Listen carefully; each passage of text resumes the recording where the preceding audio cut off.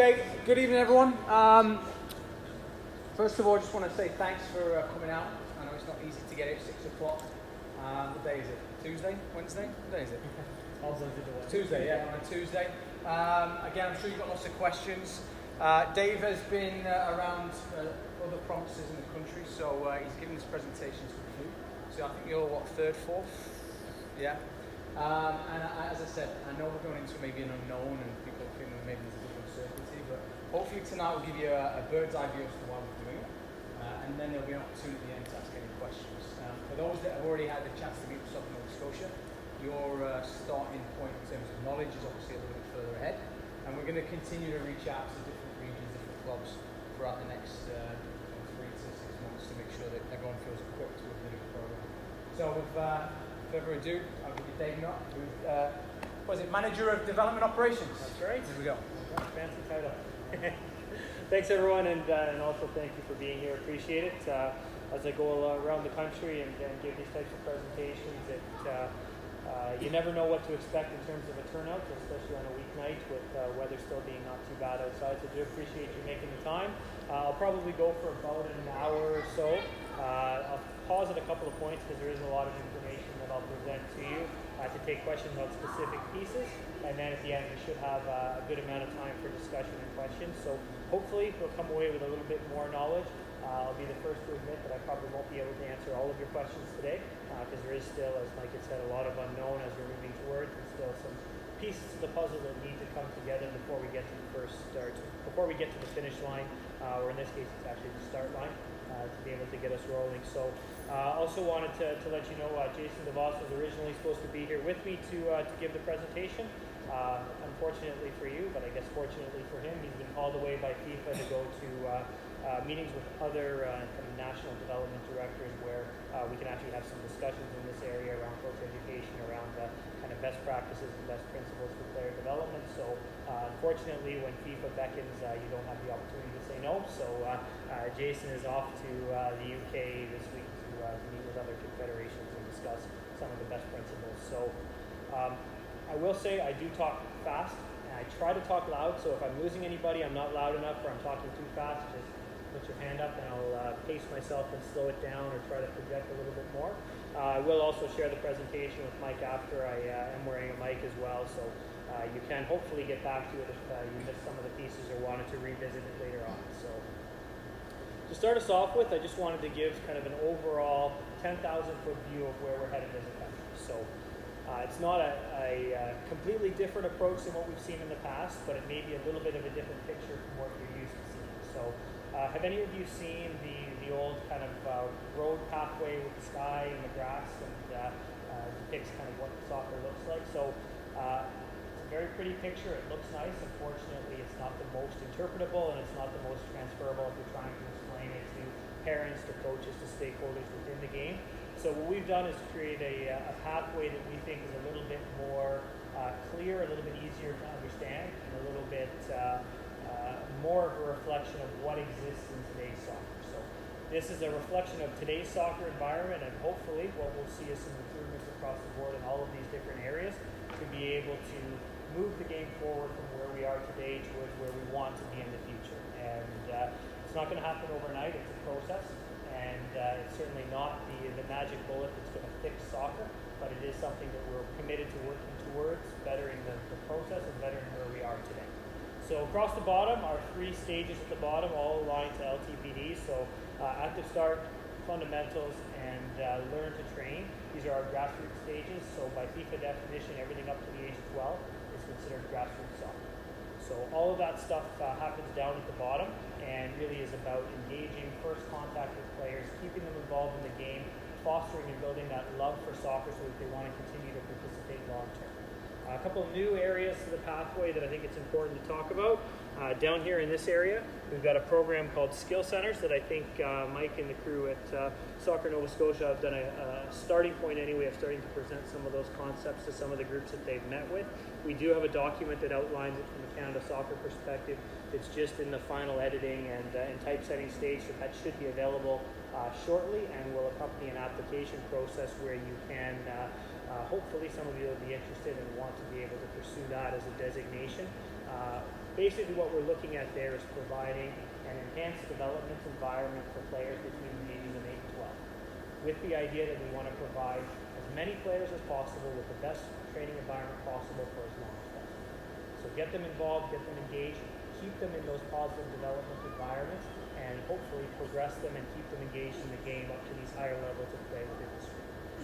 Beside that, which will be of interest to some of the organizations in here as well, we have a program that's called the Dedicated Player Program, and we're still building some of the framework around. But essentially that will be skill center concepts or principles, but without some of the standards that we know are very difficult for organizations that don't have the capacity or the sophistication to reach that highest level. So it's for groups that want to be a part of the process, want to be able to commit to some of the principles that we're talking about, but either don't have the sophistication, the capacity, or the expertise to meet all of the standards. So that's our grassroots stream. Reason why these arrows in here are one way is because, unfortunately for all of us, as you get older, you move up to the pathway and you can't go backwards. So once you move in out of the grassroots stages, you get into our different streams up above, which are our youth and senior soccer. So this band in the middle is youth soccer, which would be our 13 to 18-year-olds. Up above, senior soccer for 18 and older, and in some cases younger players that move into that pathway a little bit earlier than others based on their need for training, competition, whatever the case may be. Within that, we've got 4 different streams. So out to the very far right, your left, is our community stream. So that would be things like house league soccer. I think out here it's called single A soccer. Some places call it recreational soccer. So it's players that are for players that want to be a part of the soccer community. They play soccer to be with their friends, for active physical activity, for some of the social elements that go with it. They're not hoping or aiming or targeting to become a national team player. They just want to play for the love of soccer. So that's our stream out to the far your left out there. Beside that, we've got competitive soccer, which we players that want a little bit more from their soccer experience in terms of training, in terms of competition. So that would be your AA, AAA type leagues. Our existing club national championship sits in here. So for youth, it would sit in this sphere. For senior players, it would sit in that sphere. So it's a competitive competition. It's for those that want to test themselves against others of like mindset and like ability. Beside that, we've got our development performance stream. So that doesn't exist in every environment. So those are standards-based leagues. I know there's been some work done in Nova Scotia to try to create a league that fits into this area. There's some documentation coming associated with the skill centers as well. It's going to define from a national perspective what the standards are in order to be considered within that sphere. I think a key piece that's just a change in the language. It's a little thing, but I think it speaks a lot to the principles that we're trying to instill within the soccer community. In the past, that might have been called a high performance league. What we're saying is for kids from 13 to 17, it's about development. It's not yet about performance. We want to see these kids continue to improve. They're still learning, they're still growing, and we want our leagues and the language that we use associated with that to continue to reflect that. And that leads into, when we get into the senior area, up into our performance leagues. So those are things like colleges and university soccer. They don't have one here, but some of the standards-based semi-pro or high-level amateur leagues like Ontario League 1, PLS2 in Quebec, PDL in some places where that exists, where really it is about the performance. So if you're a university level player, the important thing for you is how you perform in your weekend games against others universities, whether you qualify for the playoffs, whether you win AUA championships and all of those types of things. And then beside that, this is our excellence stream. So these are the environments that are kind of sanctioned at the national level. So this would be our Rex environments, some of the Whitecaps programming depending on how it's structured. Sit over here, our professional club academies, our youth, men's and women's national teams, and those filter into our kind of highest level of play that we've got, which is our excellence stream, which is professional soccer, and our senior national teams, which is at the top of the pyramid. So not every one of these boxes exists in every province or territory, and in some provinces they may have, or territories, they may have only this. This might be all that they have at the senior level. I think everybody has got programming down here. Some may have only programming over here. Some clubs or provinces or territories may operate in multiple streams. Some, Ontario, Quebec, and BC, have got some environments that sit in this area and this area. And then a few as well will have things that sit on the far side. So it's a reflection of all of the environments that exist in Canadian soccer, not necessarily every environment that exists in every province. And for those that have kind of been on the long-term player development train, it's also aligned to LTPD. One change that I will mention in here that it would be new for those even that are very familiar is there typically is considered as 7 stages. When we were creating the pathway and speaking about what those different environments might look like, we realized that 7 stages don't really reflect the realities. So there's now an 8th stage that we're in the process of developing, which sits down in here. It's our Learn to Compete stage, and all that does is recognize that those standards-based environments that exist in the excellence stream are different from these that exist at the club and academy level within the development stream. So that extra stage, there'll be a little bit more information available on. It likely doesn't impact too many people that are in the audience today, because as club people, you're generally looking at programming within this area, programming within this area, potentially some in here, and for those that have the capacity and the desire, once that opportunity is available in there, moving into this area. So I'll take a breath. Any questions on the player pathway to start with?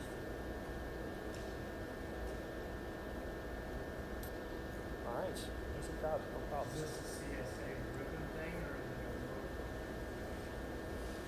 it It's a good question. I mean, Canada has our own realities. So what this is a reflection of soccer in Canada. You may be familiar with other areas in the world. Some areas, these things don't exist. The idea of playing soccer for fun doesn't exist in some areas of the world. I think in Canada, and I would say North America as well, we do an excellent job in this area. If you want to play the game, we've got a home for you to be able to participate. So to say this matches up with player pathway everywhere in the world, I would say no, but I think it's a reflection of the Canadian pathway and the Canadian realities. And we get that question a lot as we present this type of thing. So, why don't we just do what Germany does? Why don't we just do what Belgium does? Or more recently, why don't we do what Iceland does? Or Croatia, now that they've done well at the World Cup? And the reality is we can't take their structures because they're different culturally, they've got different geography, they've got different climates, they've got different features of their soccer system and transplant it into Canada. But what we can do and do through visits like Jason's doing this week is talk about their principles, what are the things that they implement, and how can we translate those into our Canadian landscape to be able to align to those kind of best principles from across the country without replicating their system, because we just can't do it. It's just our realities are different from their realities. Well, I look at your youth in the middle of America, where you got youth under 18, and the CSA is eliminated that age bracket. Why do we still have it? The national competition doesn't exist at U18, but nobody's eliminated U18 soccer. U18 soccer can still exist. There's still players that play competitive soccer at U18. There just isn't a national championship for that age.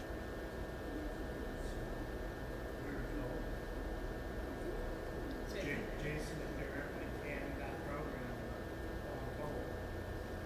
I'm confused. Which program was canned? U18 age category was eliminated. You have it in your presentation.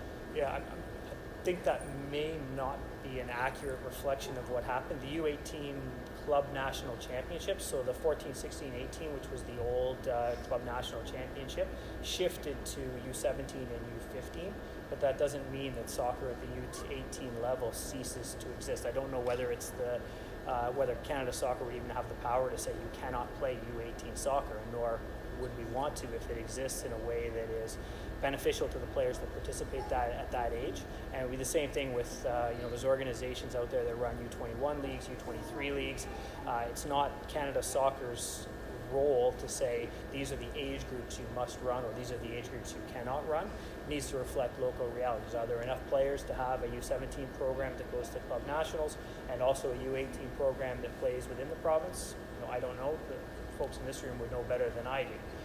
But to say that Canada Soccer terminated an age group, that I wouldn't consider that to be accurate. Why did they eliminate that national championship? Through discussion with all of the provinces, under 18 at a club nationals perspective was always a challenge based on the players that participate and other commitments that they have during that same time frame.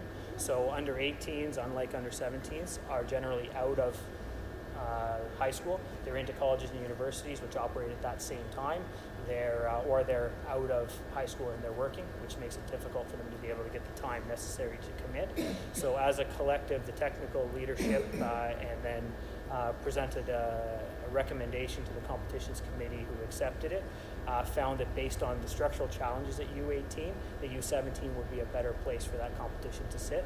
And it's for those reasons. There were, at that age group, infinitely more call-ups required, teams that were traveling to competition with 12 or 13 players because they couldn't find players that were available to play. And it's because they were working, they were in school, they were playing school soccer, et cetera, et cetera. So that's the reason why the shift in that age group. And then as a domino from that, it led to the change at the age groups below as well, because the expectation would be that there wasn't enough resources, particularly in the smaller province, to be able to run a 16 and a 17 competition. So 15 became the age below, and 14, the conversation was around, is it necessary to have a national competition at that age, or can we allow a little bit more time for development without some of the pressures of having to play in a results-based environment where for some of those players it's their first year of 11-a-side soccer, so they've never had the opportunity to learn 11-a-side soccer, and all of a sudden they're into a kind of results-driven environment that leads to a national championship. So that's kind of the history on how it went from 14, 16, 18 to now 15 and 17. Has there been a decline in registrations as a result of the relocation? No, I wouldn't say there's been a decline in registrations as a result. There's been a decline in registrations, but that's not a unique problem to soccer, nor is it a unique problem to Canada. There's been a decline in youth sport registrations around the world in nearly every sport, and that's a problem that there's a lot of research going into in terms of solutions. But I think to say that registrations for soccer have dropped because there isn't an under 18 club championships, I think that's probably an oversimplification. I think one of the challenges that we're seeing is that because it's U17 and the youth level is really the cutoff, so that it will just be interesting as you go through the slides, and maybe you want to address this later, is that so I have kids who are in grade 12 here who are really still youth but move into that senior level, and it'll just be interesting because I think depending on the populations and what you have available for a performance-based league, right now we still have a lot of youth players in that competitive group that are looking to move in and are actually moving into university who may not necessarily have been in the high performance league. So I think that's a bit of the, maybe it's not a trend, but it seems it becomes a little bit more challenging developmentally in terms of where those kids who are in grade 12 will play and continue to play and also prepare if they want to move playing at that research. Sure. Yeah, and I should have mentioned as well with these chevrons, I guess if you want to call them that, there is the opportunity to move across these stages at any time. So, there are many players out there that play college and university soccer. They graduate the next year, they're playing, local men's and women's league with their friends. So these are fluid processes across, not so much up and down, although you could, I suppose, have a 17-year-old who decides they want to play senior soccer and, at some point for another season come back and play youth soccer. But I think the concept that players come from here and go into there absolutely happens frequently, and especially in places that don't have these environments. It's really the only pathway. I mean, I guess some could come from this side and come into there too, but generally players are going that way through.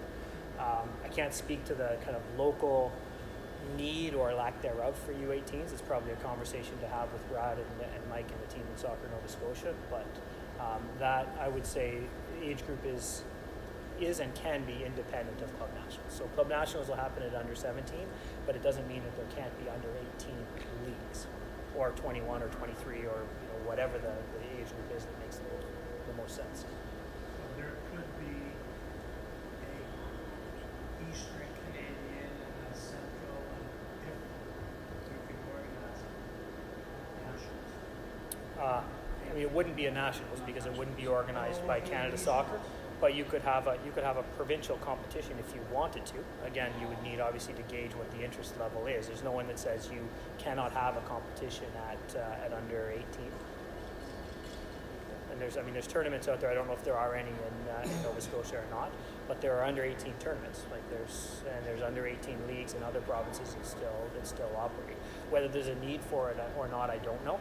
I know I can speak to Saskatchewan, that's where I'm from. I served as the director of soccer operations there for 8 years before I moved over to Canada Soccer a year and a half ago. But I know we went through that same process, being a smaller province that offered 2-year age bans.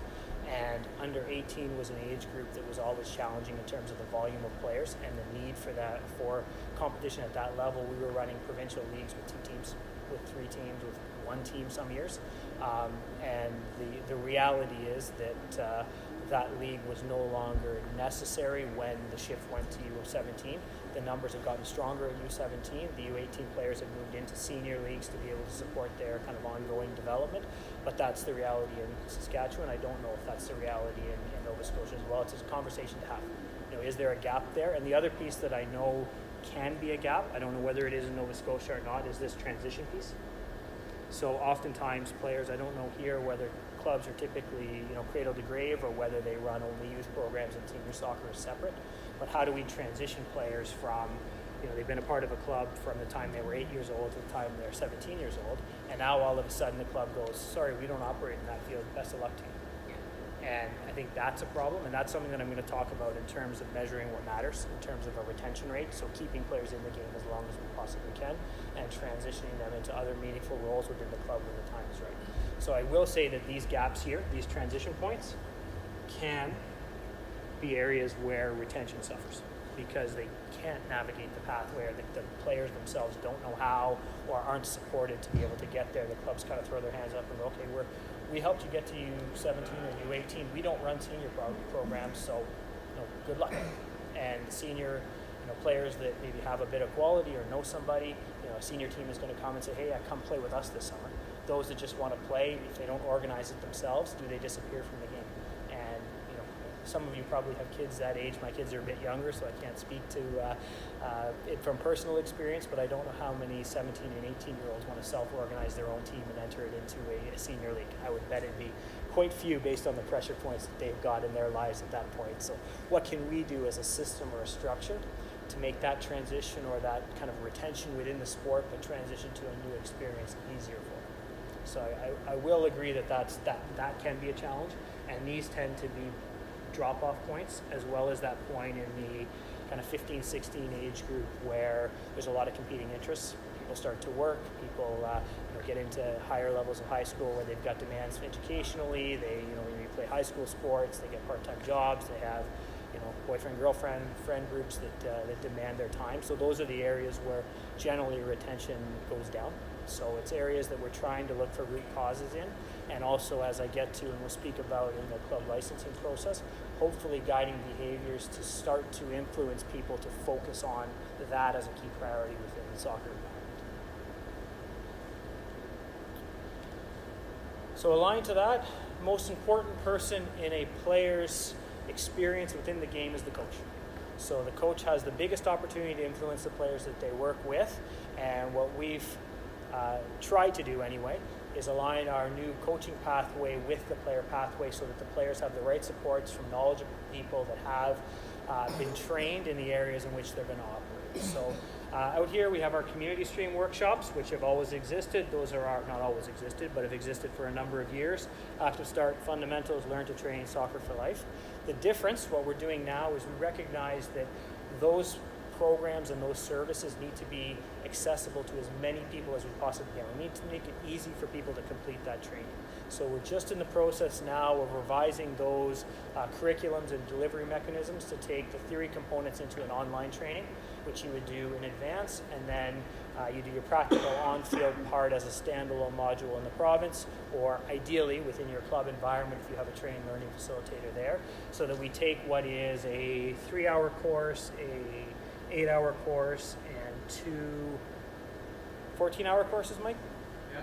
14-hour courses, and create an environment where we have I think this is a 45-minute online training. These ones are still under development, but they'll probably be in the kind of 45 to 90-minute type of window. And then our practical, which we would have, we test drove that one. I actually led it in Saskatchewan. I did it for 35 young girls that are a part of the REX program out there, and it took us 90 minutes to get through. So if you have a smaller group than that, you probably could do it in maybe an hour, maybe 90 minutes at the most. This one would probably be about a 3-hour practical. These two somewhere around the 6-hour mark. So now conceivably, you can get all of that training done in a shorter period of time.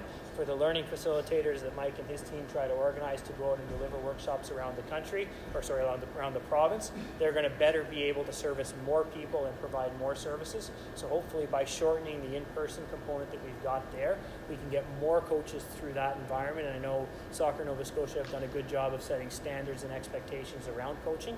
And the reality is, like I said earlier, the coaches have the biggest impact on the players. And the areas beside this where we've done a lot more work. So C licenses here, that's our kind of intro to coaching methodology from a licensing perspective. It's the first time there's an assessment involved as a coach. So those of you that are coaches in the room may have gone through that process. And traditionally what you've done then is block this middle part out. You've gone and done your B1, you've done your B2 or your national B. And if you're really ambitious and you've got a good competency as a coach, you go into the A license. The challenge with that, has anybody gone through that process? Any B or A licensed coaches in there? How much of the content in that pertains to coaching someone under the age of 17? Yeah, probably that. The reality is 90% plus of coaches that we have in this country are working with players under the age of 18, but none of the content in any of our licensing stream actually speaks to those coaches. So it's all set up and designed, and correct me if I'm wrong, having been through it, to teach players how to work with senior level professional players. That's what those licenses target.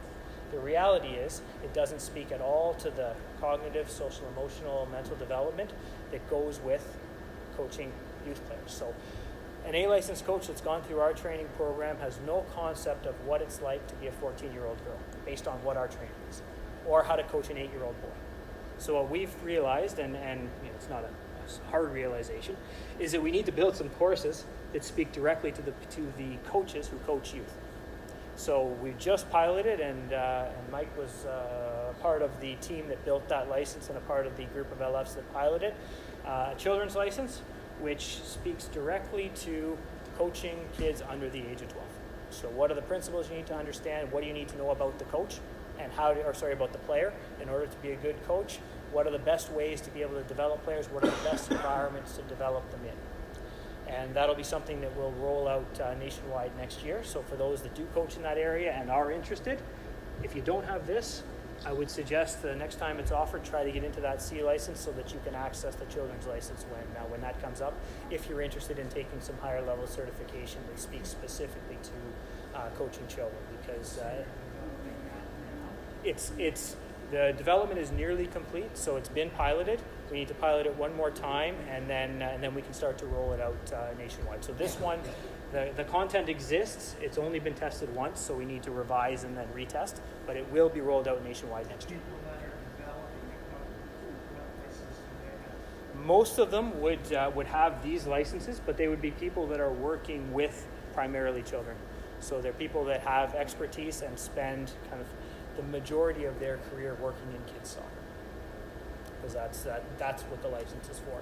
And then we also have some theory components that are actually delivered by PhDs that spend their life researching. So the social emotional development, mental and cognitive development, and physical development of children are actually online webinars that are delivered by PhDs that specialize in those areas.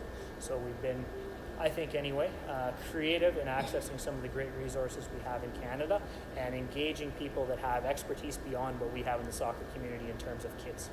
And there's a great quote out there, and I think it shows up in the community streams a little bit, but in order to coach Johnny at soccer, you need to know soccer and you need to know Johnny.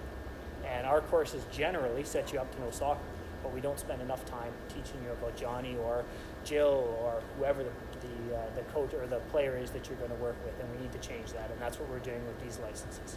And similarly, a youth license, which speaks directly to how to coach those 13 to 17 or 18-year-olds, and talks about what they go through during that time frame. And for those of you that have kids that are in that age, I don't yet, and from what I've heard, don't look forward to it, but they're different and they're challenging, and they've got different needs and need to be coached differently than you would coach your 8-year-olds or than you would coach your 28-year-olds. So there's specific licensing that's being developed to enhance the expertise of coaches that work with players in that age group where the majority of ours work. So we're very excited about that. We think it's going to have a big influence on the game in our country. It's been a gap that's been there for too long, and hopefully will be something that will improve the quality of the experience for players within those stages. And are you putting an expiration date on those? Absolutely, yeah. So they'll all be, and this is fairly new, so these will all be aligned to NCCP, and through the NCCP they have a recertification and a maintenance program, which requires that you do certain amounts of PD over the course of your license period in order to maintain and recertify.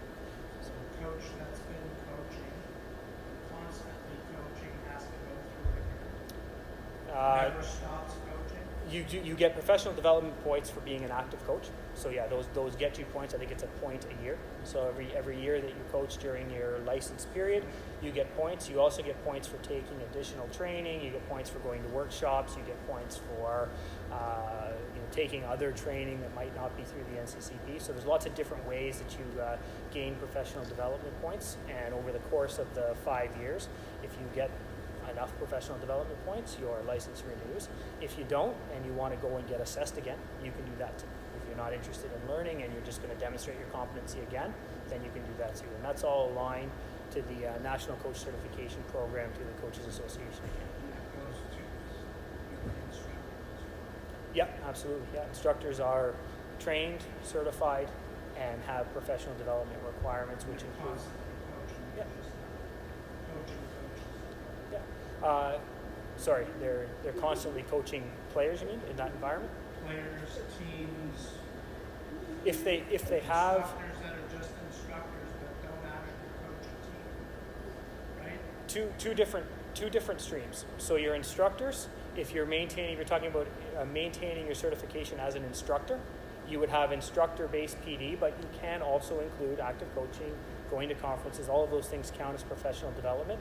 If you're talking about maintaining a license, so if you're a licensed licensed youth coach, and you're also a learning facilitator, you would need to hit the PD targets to maintain your coaching license as well. So they're two different streams of participation. Are they independent of each other? Do you have to do the children's license to do the youth license? No, because we know that there are coaches that don't coach her. So if you're coaching U15 boys, you don't need to do this in order to access that because you're not coaching in that area. And how many hours are those courses? This one is still under development, so I don't know for sure what it's going to end up being. The children's license that we just completed, it is 9 days of in-person, and then the 3 webinars, and then there's some NCCP components that go with that. If you've done the Comp Dev certification or some of the trainings that go with multisport, you'll have done those already, but that's to align us to the NCCP modules. So they are heavy courses in terms of volume, but we think that's necessary because essentially these become your A license for coaching youth and children. So they're not weekend courses. They're meant for people that want to be considered experts within those areas, so the content and the length of the course reflects that. And I think the youth license will probably be similar to what the A license looks like now, which is 2 blocks of 6 days. 2 blocks of 6 days is the current A license. So you go 1 year, you do 6 days, and you come back the next year and do another 6. So I don't know for sure because it's not done, but the idea that the youth license would be an A license for coaching youth Do players. not condense those and make it a little bit more interesting for somebody that's a professional that works for a living. How we deliver it, yes. So the concept, so the way we delivered the children's license in the pilot, we won't generally do it this way again, but we did 5 days. We gave them the weekend off and they came back and did 4. Obviously, if you have a job, you can't do that. So what we're recommending to the provinces when we roll out the full kind of program nationwide is do it in 3 blocks of 3 days on weekends. So do 3 days, go away for a month, 6 weeks, digest what information came in. Mike was there with me, and I think he'd confirm by day 3 there were a lot of glassy eyes, and we still had 6 days to go. So it's a lot of content and a lot of high-level thinking. So both in terms of making it accessible to people at times that they can attend, and in terms of their retention of information. The way Jason says is when you do those kind of condensed formats, consecutive days, it's like drinking from a fire hose. So you don't quench your thirst very well, but you get a whole bunch of things squirted at you. And that idea of taking 3 days in, it's still a lot of content, but hopefully manageable. And then going away, applying that content, coming back and learning the next part, going away and coming back and finalizing. So there are ways that we're looking at to make both the content more manageable in terms of your ability to digest it all and take it all in, as well as making it accessible to people that aren't full-time soccer professionals. Perfect. So remember when I said I was going to talk for an hour? It's probably going to go longer because I'm just now going to get into the stuff that you came here to see. Jason wasn't here. Yeah. It'd be a lot longer. Absolutely. That's true. And he probably would have hijacked it from me by now as well. Don't tell him I said that. Actually, you shouldn't. You can tell him I said that because I tell him all the time. So club licensing program. So aligned to the player pathway, the coach pathway, what we're trying to create in support of that is a framework for clubs. Framework to be able to organize our clubs, help them to get better in order to support the players and coaches as they move through that pathway. So over the course of the year and a half that we spent building this, I started off by thinking this was a classification exercise. So what we needed to do was have like all the licensing programs out there, some different categories. We needed to say, you're going to go here, you're going to go there, and you're going to go there. And the more I talked to people that provided their thoughts and feedback, a lot of them asked a really great question. Well, once you get them sorted into piles, so what? And I got to thinking, you're right. Anybody, and I'm sure you can, as people that work in or that are involved in soccer, have kids that play soccer, you could probably look around and go, these are the leading clubs in Nova Scotia, these ones are somewhere in the middle, and these are the ones that are maybe lagging a little bit and don't have quite the quality or quite the standards. So that classification exercise, it's not rocket science, and the idea is, so what? So if I'm in the middle, what does it matter? And that got me to thinking that these pieces down at the bottom are actually the really important ones. So the development piece is that idea of, regardless of where you get classified, can we help you to get better? What resources, what tools, what supports are needed in order to create a framework where you can improve the quality of your club, thereby better supporting your coaches and your players. And then the final piece of the puzzle was the appraisal, and this is the part that I'm actually most excited about. So I'll ask you a question that I ask every time I do these presentations. How do you know what the best club is in Nova Scotia? What metric would you use to decide which club is best in Nova Scotia, or in Halifax if everybody's in Halifax? Consistency, coaching, and technical delivery. Good answer. Yeah, it's one way. We have the highest licensed coaches or the highest quality coaches. They're all fantastic. That makes us the best club. No, players. Yeah, we're the biggest club, so we must be best. Other ones? There's an obvious one that we use in soccer and all sport to decide who the best is. Nobody wants to say it. Player retention. That's a great one. Winning. We won the most provincial championships. Yeah, player retention, that's a good one. That could be the way. As a club, we strive to keep as many players in the game for as long as we can. It's a good metric. But it could be as well. We have the biggest bank account, so we must be the best club.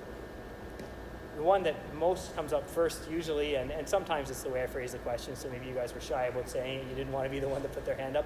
It's competition, right? It's the team that wins the most provincial championships, that goes to club nationals, that wins the local league. That's the best club because they've won the most games. And none of you are wrong, because right now there's never been an agreed upon metric or measure about what quality is within the club environments. And what we're trying to do is change that, and we're trying to do that by defining the characteristics and the behaviors of what makes a quality club, and using that to drive positive behaviors and stimulate change, and then at the end assess the outcomes that come out of that. So I'll ask you a question. For those, how many are coaches in the room? A few? So if I told you the way that we're going to decide if you're the best club in Nova Scotia is you need to win the Under-14 Boys Provincial Championship. As a coach and as a club, how would that guide your behavior in order to go and win that competition? Yeah, you might go around to the other clubs and say, I'd like him, he's pretty good too, I'll take him. Yeah. You might also select just the biggest, fastest, strongest, because that's going to help me win those games.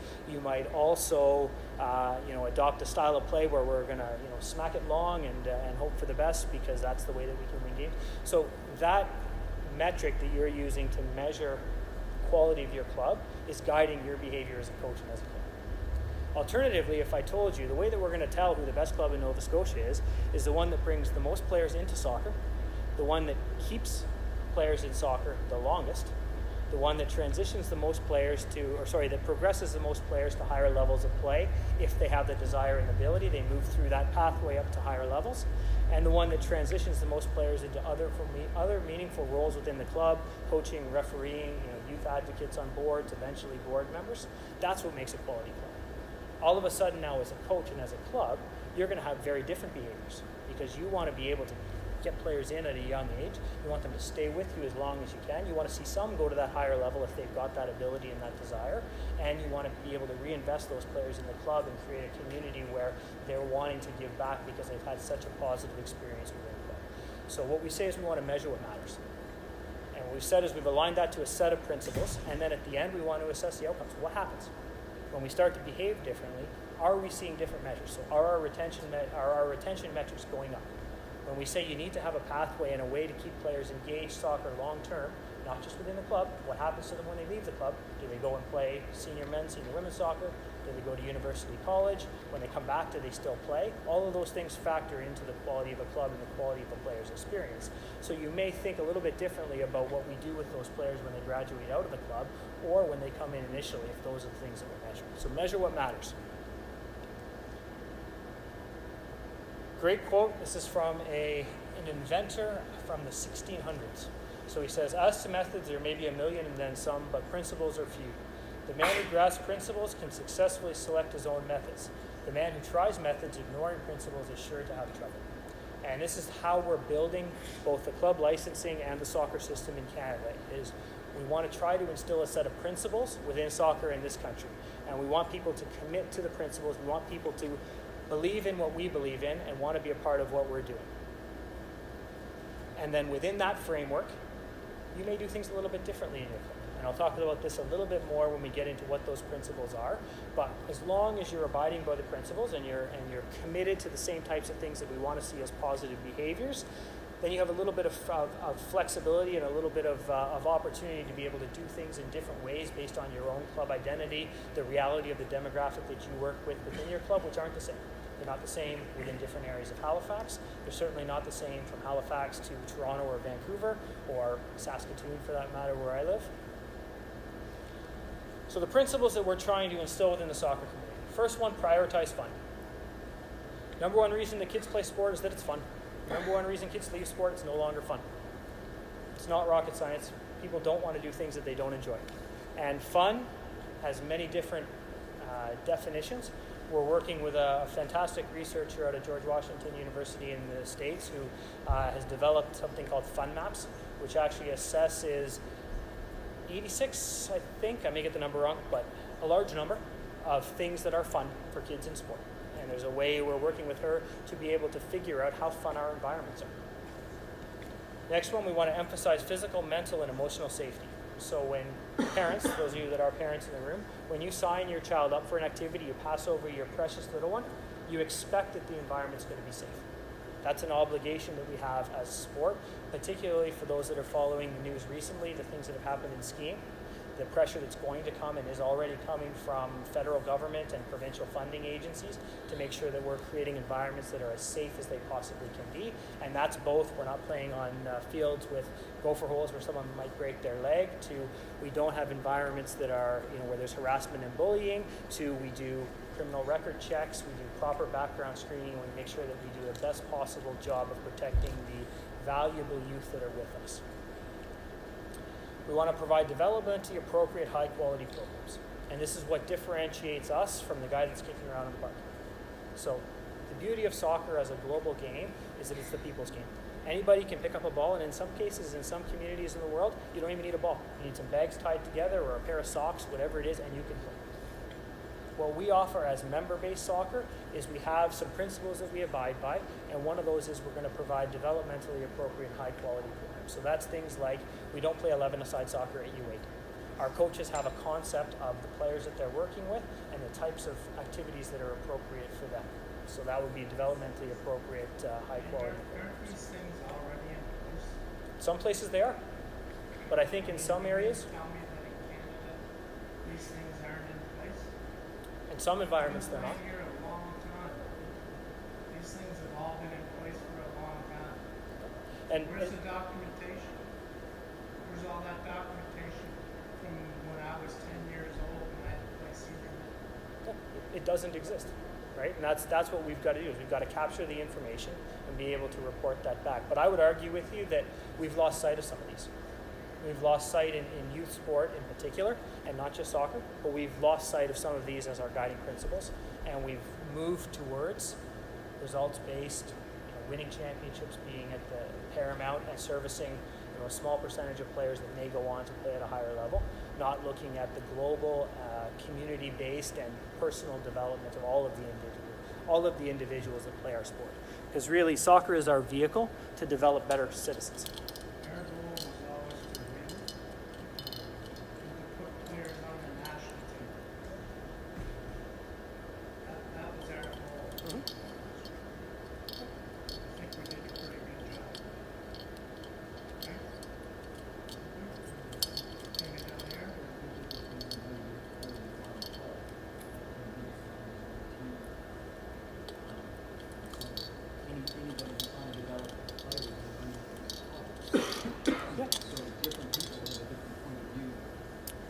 Yeah, and I'm not saying these things aren't happening. I'm not saying there's not some good practices because, when I come to the next slide and I talk about the goals, the idea of recognizing excellence, I think there are.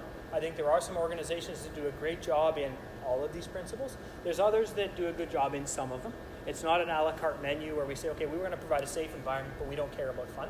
We want to see all of these principles instilled in all of our programming, whether it be, U8, grassroots soccer, U17 competitive soccer, or in development programs. So I'm not saying these things don't exist, but I think we need to be able to assess it, and we need to be able to know that this is what's happening. And I think you're right. I mean, maybe these things have happened forever and ever, but we don't have the data to be able to create that kind of report card about organizations that do well and have been doing well in those areas. So it helps them as well because they can hold their hand up and say, look, we're doing a great job. Or alternatively, there's some areas maybe we need a little bit of improvement. It just has never been captured, and it's never been something that's a focus. So there's a Chinese proverb that says, the best time to plant a tree was 20 years ago. The next best time is today. And I use it a lot in these presentations because I get that. Well, how come we haven't always been doing this? And I can't speak for the past nor answer for it, but I can say this is what we're going to do moving forward, and this is why. There's a question in the middle here somewhere. I was going to disagree with my friend, but that's okay. You'll disagree with him another day? Fair enough. He has a bad memory, The next one, focus on participant-centered decision-making.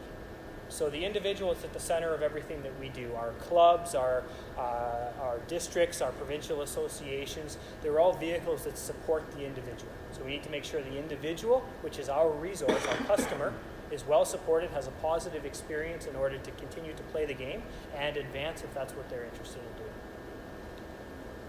Foster an accessible, inclusive, and welcoming environment. So if we don't make soccer accessible, we don't get people through the door, then it's really hard to keep them.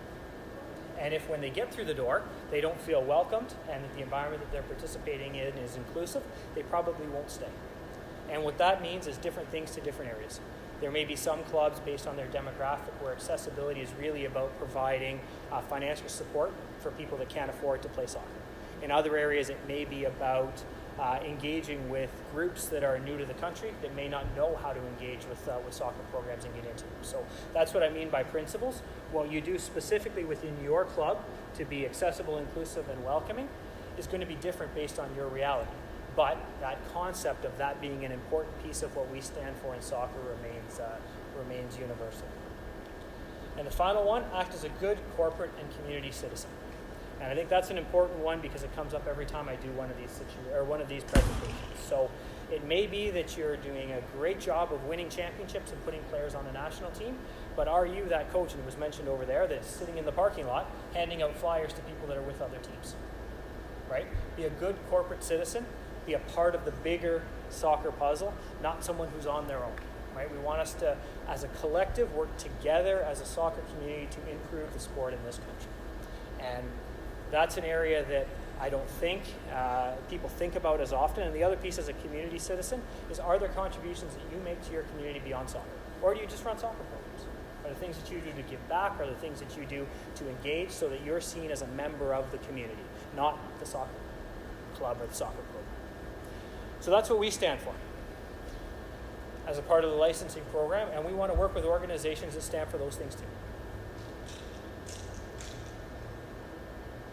Anybody disagree? Anybody think that these aren't important things to have in especially youth sport, not just soccer? When I said what I said, my thoughts were subdivided. So, for example, our national team coach, he does go and try to find players, and maybe he sits in a parking lot looking at the practice and trying to find players. But to me, when you start to define a club, most of it involves youth clubs, the youth team. But the way I define a club is any group that wants to organize and advance players. So to me, there's a little bit, see what I mean, but there's a little bit of subdivision. Yeah, and I'll hit on that when I get to the standards for quality soccer, because that's the kind of extension of the principles that we think is valuable and speaks to every organization, big, small, youth, senior, rural, urban. Anybody can align to those things, and it's very much based around the principles. So the goals that we've got for the licensing program: set clearly defined standards and expectations for clubs. So like I said at the beginning, we've got all of these different metrics that we could say would be successful and make us the best club. What we want to set is agreed upon, or at least defined, standards and expectations for what a club looks like. We want to lay out that framework. And then we want to help you, and we being Canada Soccer, Soccer Nova Scotia, and hopefully some of the other kind of providers in here, to get better, to become the best possible version of yourselves. We want to drive change in the soccer system. As much as there's been some good things that we've done over time, the idea that our numbers are declining, the success that we've had in some of our national teams, the women's team has done very well, men's team, I think all agree that we'd like to see them do better. So we think that there needs to be a change. We need to do something different. We can't continue to do the same things over and over again and expect different results. For those that are doing a great job, and here it is right here, we want to recognize excellence in the soccer community. If you are abiding by those principles, you're living those behaviors, we want to recognize how great you are, and we want to tell people. We want to tell people from, St. John's to Vancouver to Victoria, how great this organization is in Halifax and all the great things that they do. Most of the clubs are volunteer-based. So what you're telling me there is that your office, the CSA, and this office here is going to participate in club improvements, not just be a fine. Go and help them set this up. I'm saying that one of our jobs, to go back to the beginning, is part of the club licensing program is about development. How can we help you to be the best version of yourselves? And it's not dragging you kicking and screaming because you don't want to go. It's helping you become what you want to be. What supports do you need? And it's going to be very different for different clubs. Some clubs might need guidance from a technical perspective. Some might need guidance in a governance area. Some might be struggling with retention. Some might not be able to develop coaches. So every club is different. What I'm saying is, as a soccer community, our role is to help you get better. That may mean boots on the ground, more likely from Soccer Nova Scotia than from Canada Soccer, is the capacity that we have to be able to do that. But the message that I've been saying to our provinces, and I think it's been well received, and Jason has been saying the same, is we're all Canada Soccer. We're all trying to improve the game in this country, and we're all trying to raise the standard and support those that want to be supported and want to get better. And if you would like to get better, we'd like to help you do that. And then raise the level of all soccer organizations throughout Canada. So whether you're a mom and pop organization that's a couple of volunteers and 20 kids, or you're a complex, in Ontario, 15,000 player, multi-million-dollar business, we want to help you to become the best version of yourselves. And that's very different. When I get to the diagram that outlines the different categories, it's not about driving everybody up to become the highest standard that we've got. because those that offer community soccer and support kids in their communities and live those principles are just as important to the global soccer system as those that are full-service National Youth Club licensed clubs that operate in all of those different streams and provide all of these complex and sophisticated programs. Everyone has a role to play and everybody's important. And everybody that wants to be a part of what we're doing, we want you to be a part of it. So our classification exercise, so I'll go my left, your right across. So at the very extreme level, our national club license, I spend no time on that because it applies to professional clubs.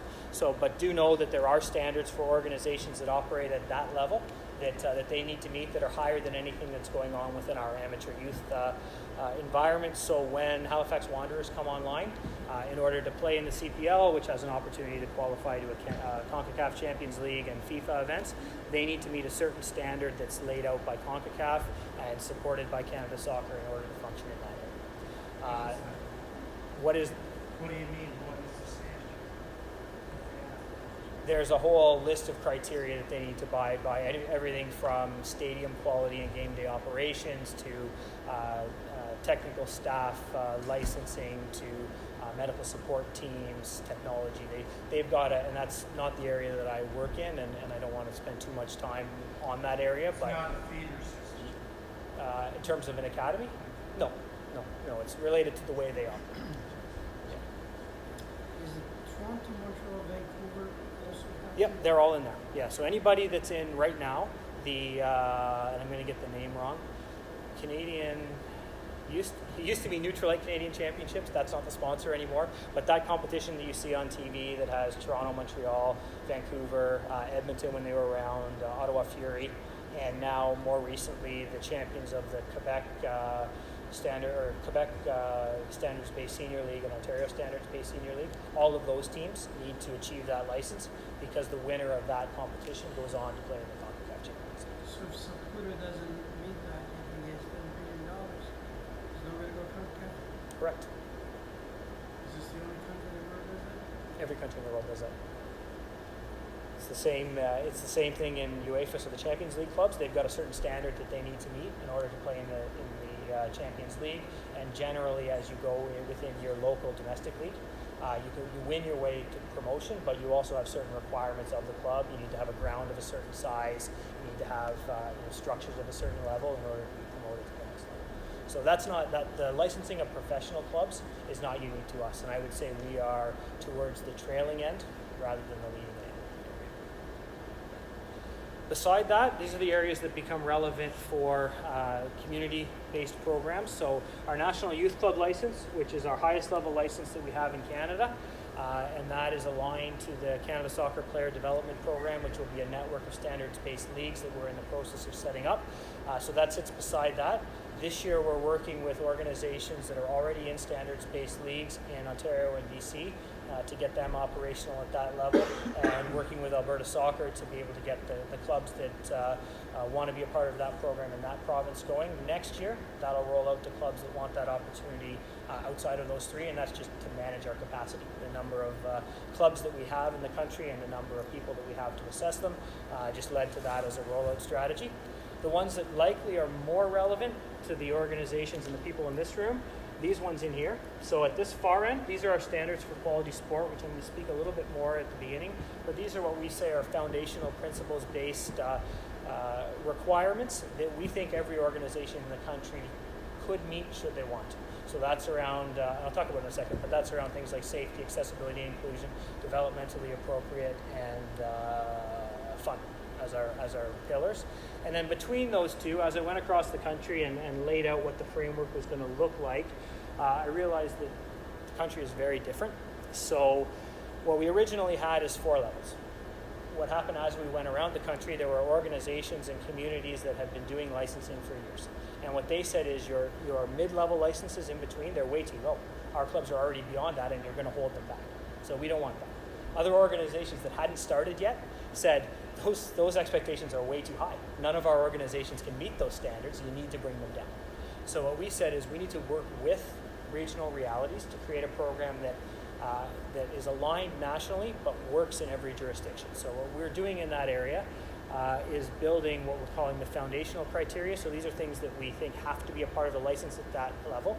Beyond that, the province can determine if there's additional things that either are required within their regional reality, are focuses of that provincial association at that time, or are just things that need to occur within those clubs based on bylaws, policies, government regulations, et cetera, et cetera. And I'm happy to say in front of the group here, the leaders in that area right now would be Soccer Nova Scotia. They've put a fair amount of time, energy, and resources towards thinking about what that would look like in the middle and how to implement these levels within Nova Scotia. So we spent the day today as a collective. I met with the staff, and we spent our entire time talking about how do we do this? How do we do this in Nova Scotia in a way that makes sense, in a way that works, in a way that is as quick as is responsible? So that framework is coming. I don't want to speak for the Soccer Nova Scotia crew about when, but I will say that you will be amongst the front end of the group that'll see that. And right now, I would say in terms of thoughts on implementation, from what I saw today, ahead of anybody else that I've met with in the country. Dave, Yes, question. One is, absolutely. Are you going to show us tonight what those boxes will look like? In terms of the criteria, Yeah, for level 1 and level 2. these ones in here? Yeah. No, because they're not finalized yet. Actually, Friday I'm expecting feedback from all of the provinces, and then from there we'll start to finalize it and start to roll it out. So governing bodies are creating those boxes, or? So they're creating extensions to what the foundational requirements are. So what I've shared with them right now are the things that Canada Soccer thinks should be included in those levels. Ask for their feedback. Do you think this is fair? Do you think it's accurate? Do you think we need more? Do you think we need less? And then once we finalize what those foundational pieces are, then the provinces can build around that for anything that might be reflected in their regional reality. So Ontario Soccer, as an example, they've had a club excellence program for 12 years. So they've got clubs that already fit into these levels, and their standards would be well above what those foundational expectations are, not because they're fantastic, but because they've been doing it for 12 years. Other organizations that aren't will probably just adopt the foundational standards, and those that are probably progressive and giving it deep thought, like I know Nova Scotia is, will look at, are there things within our province that we want to be a focus for club development, and can we create an environment where now we're supporting that and encouraging that through our licensing. These ones are on the website right now, and I think through the extrapolation process you can probably get a good idea of what would be in between. So it would be less than that and more than that. So, but those should be available relatively soon, I'll say. For us, unfortunately, it's a bit of a process to get things finalized, because we've got to get documents meeting branding standards, and we also have to get them translated. So I don't know, Brad, Mike, if you guys wanted to speak more to that, or if you wanted to leave it at that for now. Yeah, our 1 and 2's in circuit is a key week. Oh, has it? Okay, great. Yeah. Not everybody agrees on things. Nope. So that particular section there, the senior student development, how do you have impact if clubs within our province don't agree with what's being compiled? Share your feedback with Mike. Mike and I don't agree on everything, No, right? and nor do Mike and I. Exactly. So he and his group might put stuff in that segment. We work with Canada Soccer, so in the realm of I understand. Nor do you have I to. can tell you what we've done. Yeah. We've made it a sequential stair step to try and prove it. It's not adding things that are about. It's literally leverage the most you can get to that. And what we feel like is if we build something that's over here, then we have to go over there to make any sense easy. So it's just a stair step. It's like what the consequences of the club decides not to follow. There is no. That's the big one. There is No, no. yeah, there is no consequence. We want to work with the people that want to work with us. And I think that's where I was going. Clubs need help. Yep. So because they're a volunteer base, so we need the likes of Ninos and so on to go to the club office and work with those individuals to get there, not just sit up here, Yep. pop the door and say, no, you're on your own, figure it out. And I think Angelo Soccer you wanna take that? Association has addressed that. There are consultants in place now to work with clubs. Just to give some landscape as well, I mean, George, you're right. There's been no framework to help clubs operate. So now we have a national framework where staff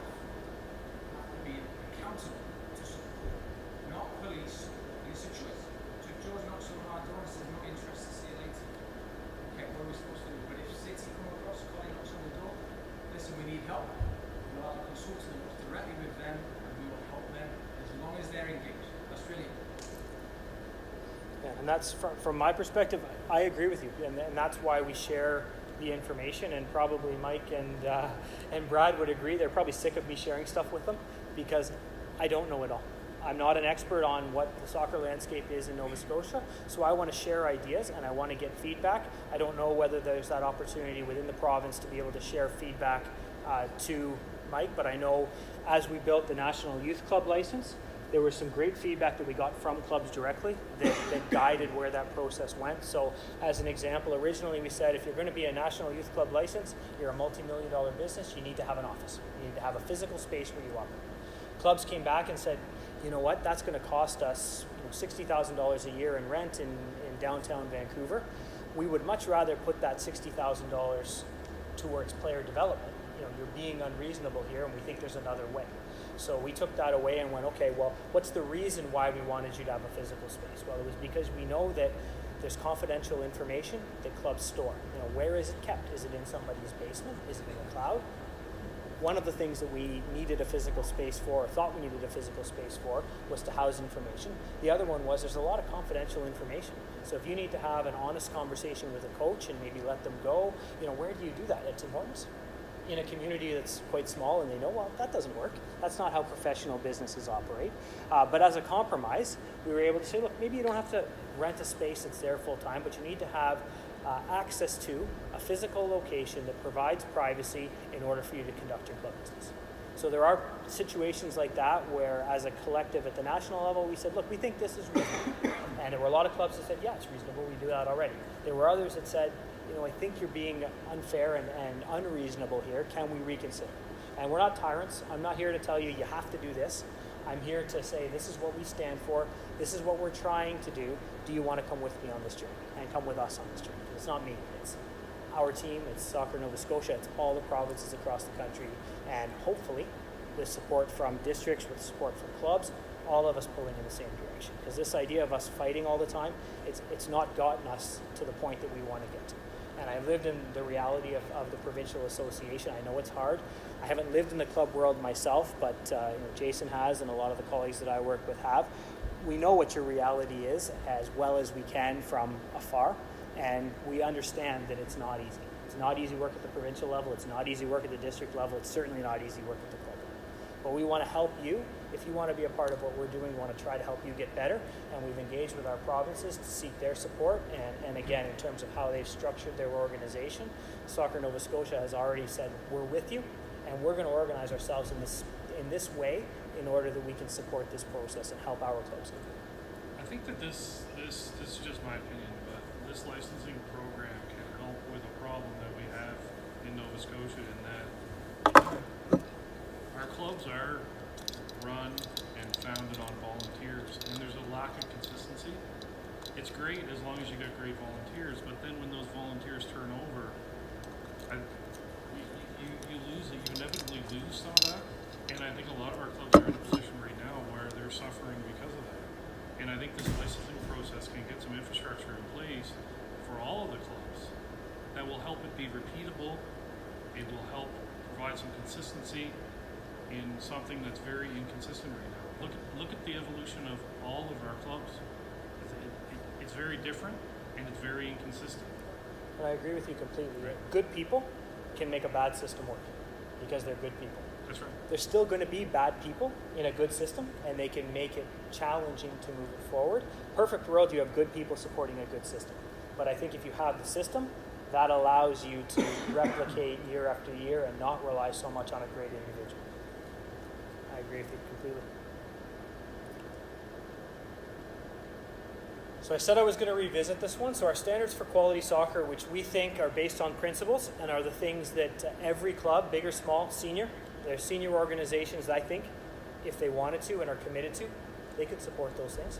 So can we create environments that are safe, fun, accessible, inclusive, developmentally appropriate? And then the final piece of the puzzle, as a member-based organization, they meet the expectations of membership. And that would be, you follow through on your expectation to pay your dues, to register your players, to, abide by discipline policies, all of those kind of things that you agree to when you become members.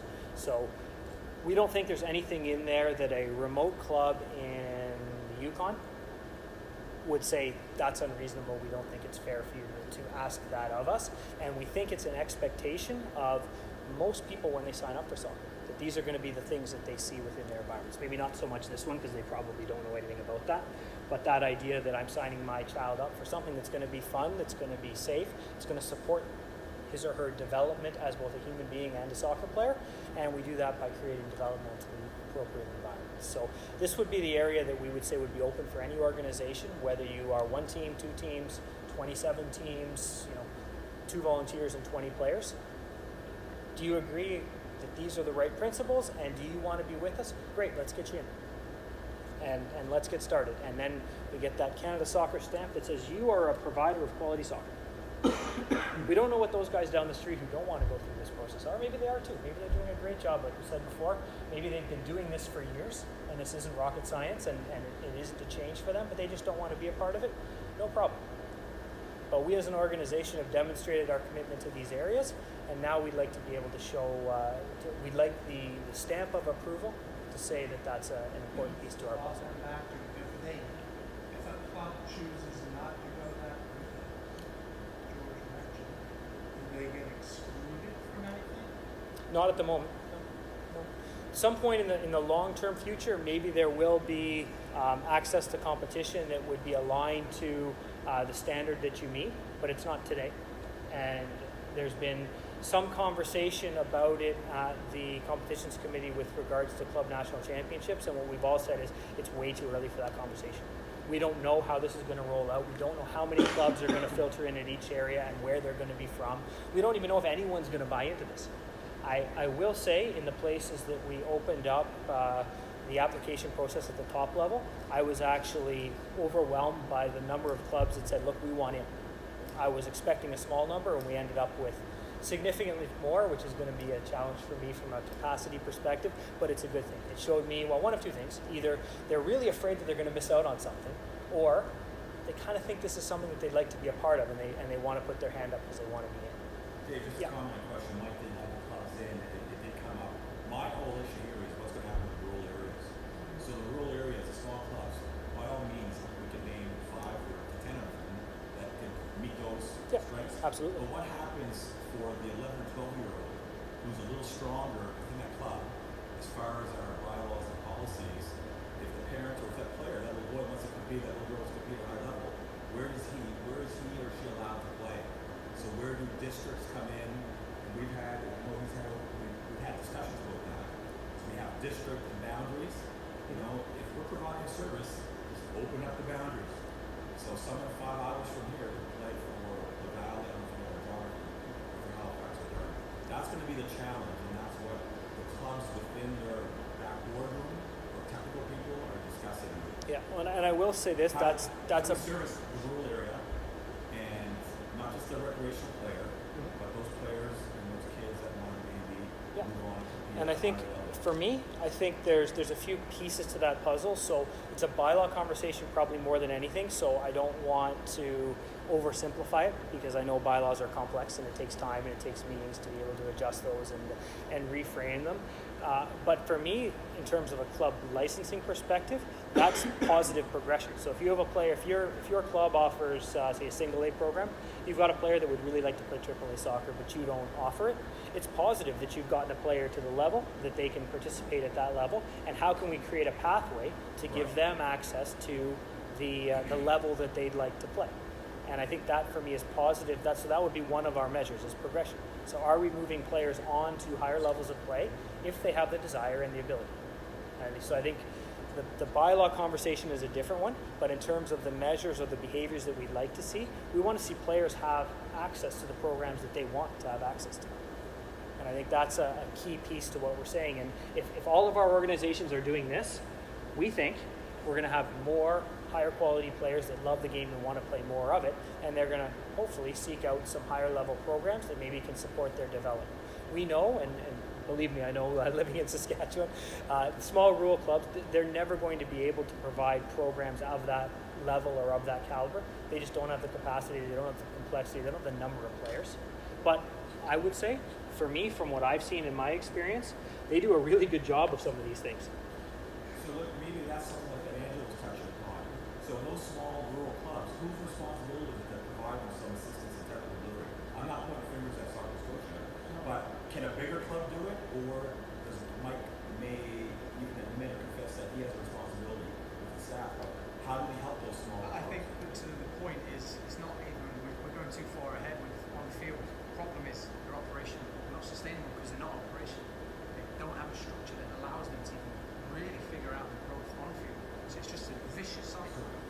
time. Some kids come through, 2 years later, they don't have a team the next stage, and it's just chance. With me, the way that I look at this is my lens.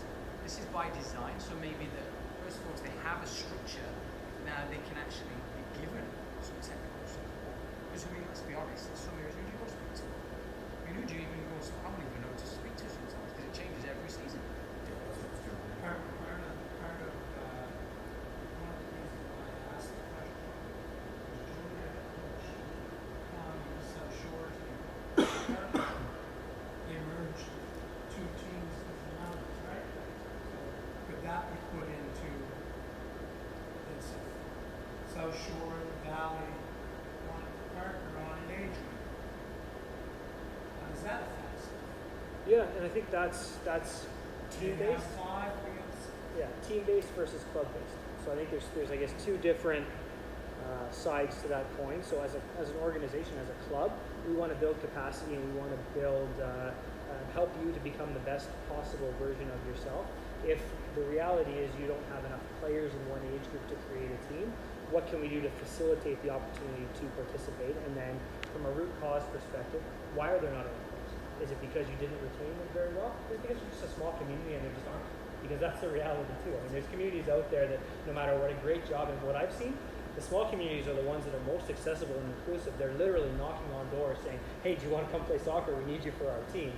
And they're doing their very best to keep I it. said it was because of that age change. Right? South Shore had been under 18. They don't want to bring us back. They would have had their own team. No, it wasn't age group, it was Emerald left into the clubs. Yeah, and did they? And I think and then you would ask the question, what are the root causes of that? Did they leave because the program that was being offered didn't appeal to them? Did they leave because that you didn't have or there wasn't the level of competition that they were looking for? Was it a poor experience? What is it? And I think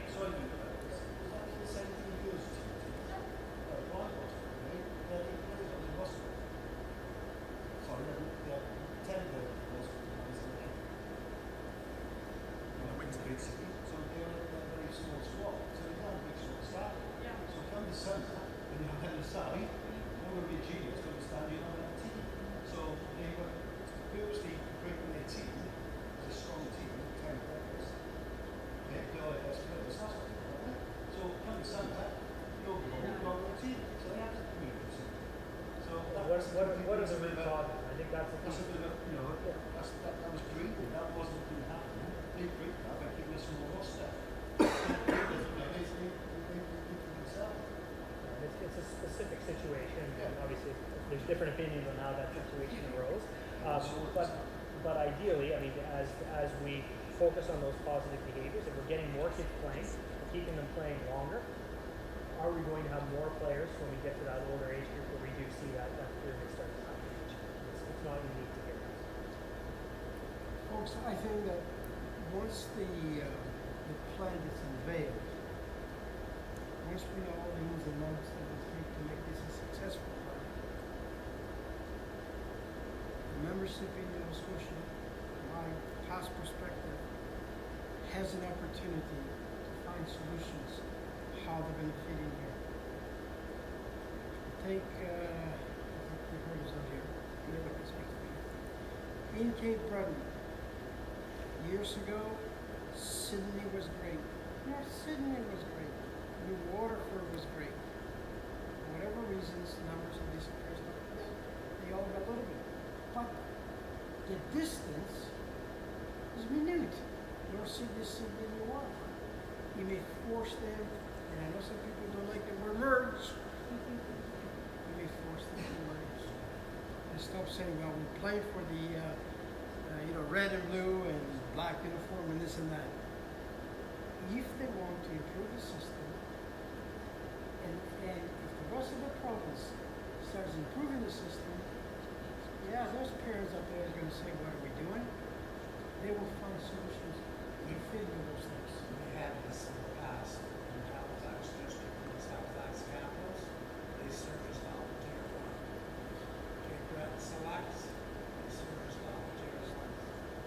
So it's not new, Yeah. just the documentation isn't there. Well, I think, and Dave, I think to from- point that George Yatra made earlier, the regional boundary discussion is happening. It's going to happen at the district president's forum.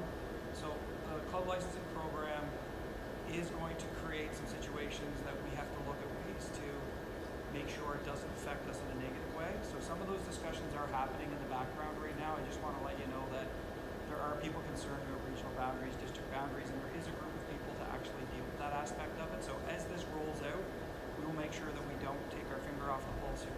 Great. And I think that one of the questions, I don't know whether it's kind of we're circling around it because nobody wants to ask it, but I have gotten this in other presentations.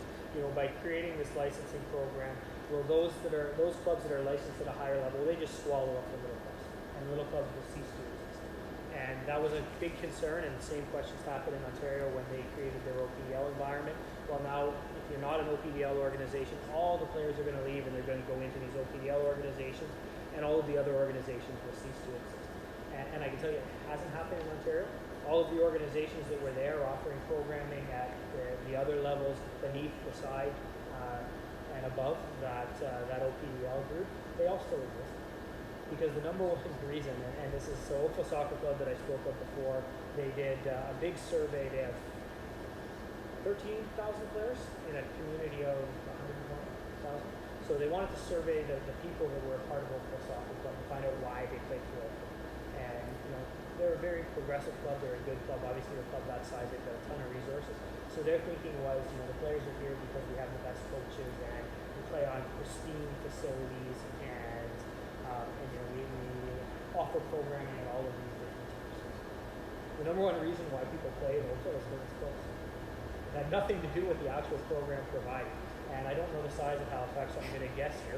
But if you had to drive half an hour, 3 days a week to get to a club in another area of town, I'm not sure how many parents, so that's an hour each way, so that's 3 hours in the car plus maybe an hour in a game, so 4 hours in the car a week.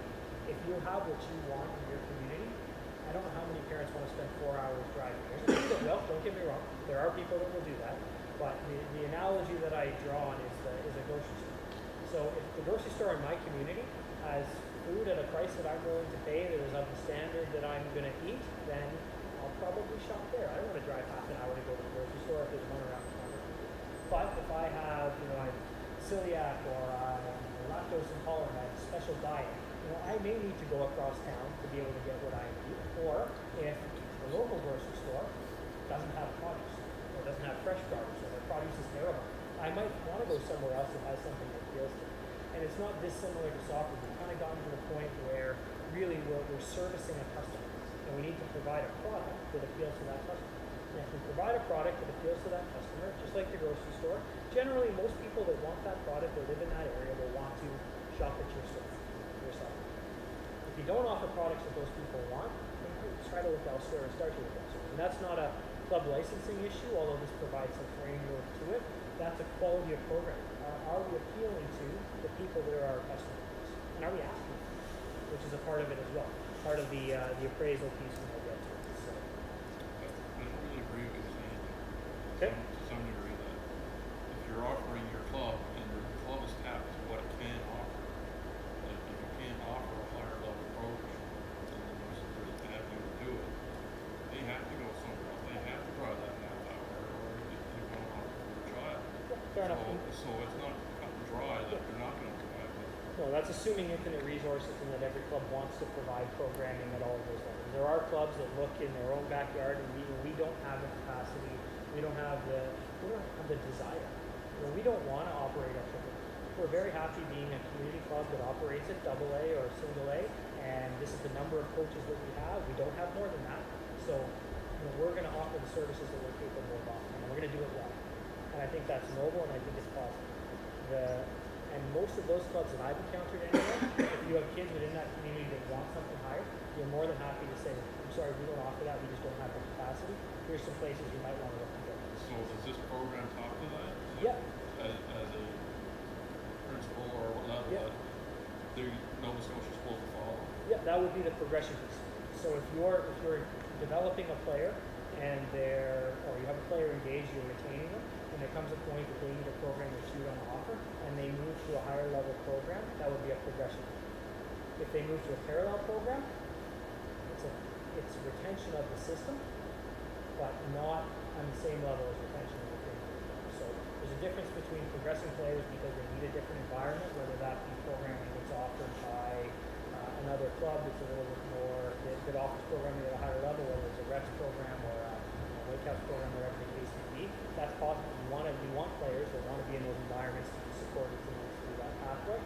And I think anyway, clubs that are able to look in their own backyard and go, you know what, we can't be all things bad. So we're going to be really good in this sphere.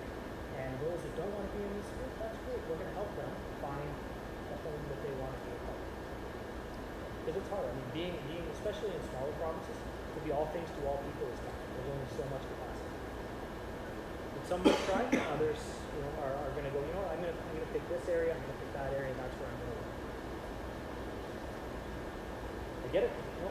Yeah, I'm just thinking down the road. So that data, who's supposed to keep that data? Seriously? Well, not me personally, but there's work going on to create a system, and this is a FIFA mandated thing to be able to track players. And ideally, I mean, I can't personally track this. I'm being facetious, but that's a part of when we get to the appraisal piece, and I'm going to actually probably just jump to it right now, because you guys have seen this before, and you're aware of where, and this isn't unique to Canadian licensing. So the CSA is trying to get data now from past. To be honest, I don't work in that sphere, so I don't know the answer to that. I'm not going to say no because I don't know. Because I got a phone call, who scores goals back in. Oh, separate project. That's for the Soccer Hall of Fame. So for those that are interested, Canada Soccer has taken on the Soccer Hall of Fame from, used to be operated under Ontario Soccer. And Richard Scott, who's kind of the historian or curator of that, is trying to track down as much information as possible. So that's for the Hall of Fame, separate from any type of historical data. I don't think there's a way that we can get enough accurate historical data to be able to track backwards. I think we need to start from where we start.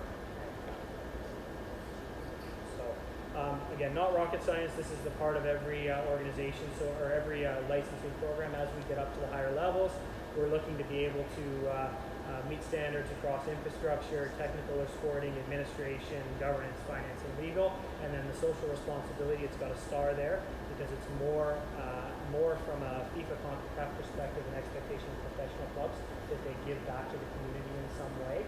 For us, the way I frame social responsibility, as I talked about before, being a good community citizen, are we more to the community than just the soccer team? And some are already, and some have that kind of ingrained or a part of what makes the community tick. Others, maybe that's an area where you might want some. Is infrastructure necessary? Infrastructure, as in from the criteria. There are some areas that require certain pieces of the puzzle, a website at the highest level. I was thinking from the facilities. No, what we've said, and again, this came back from feedback across the way. We say you have adequate facilities for the programs you know. There's nothing in there that says you need to have a 1,000-seat stadium or I think 2 turf fields. originally you were looking at ownership and right outside of the way. No, you have adequate facilities for the programs you know, and it's a self-assessment. Do you? And be honest, because some organizations don't. Their facility access is their barrier to being able to offer other programs. And if that's the case, can we develop a strategy to be able to increase? Because a lot of them go, we don't have facilities. They throw their hands up, that's always going to be a barrier. And similar to, we don't have coaches. What are we doing to try to engage with people so that we can have coaches? What are we trying to do to be able to support facility development? So we're having a conversation right now with a group in Vancouver that are trying to petition their city to be able to build more fields, because they're saying that we would love to do all the things that you want us to do, but we don't have access to any fields. And when the question came back, well, what have you done? They were, here's what we've done. We've tried this, and we can't get this done. Can you help? And I don't know whether that's the case in Halifax or not, but that's you don't have to own a facility. You don't have to have this beautiful indoor center. We need to have facilities that are adequate to support our So, can I just ask you a question?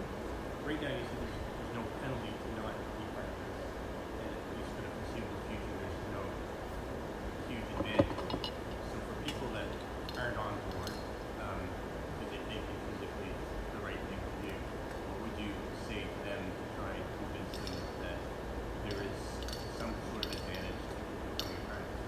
Well, I think there's 4 pillars that we're kind of working around, or 4 pieces that we're working around in terms of why you might want to be a part of this with us. And all of those are beyond just because you think it's a good idea and you believe in what we believe in. That's kind of the foundational piece. But you have the recognition piece. So, and that's one of the reasons why the language is what the language is. When we started the process, it was category 1, 2, 3. And what got to thinking was, so you're category 1, or category 4 was the standards for quality. So your category 4, nobody knows about it. But someone might care that you're a provider of quality software and your national governing body recognizes in that way. In some places it could be a method of differentiation, so I don't know if Halifax would fall into this, but in some of the bigger centers, you have the idea being that we are offering or we're classified at a level beyond what others might be in our realm, so that speaks to our quality and maybe an attraction to the players.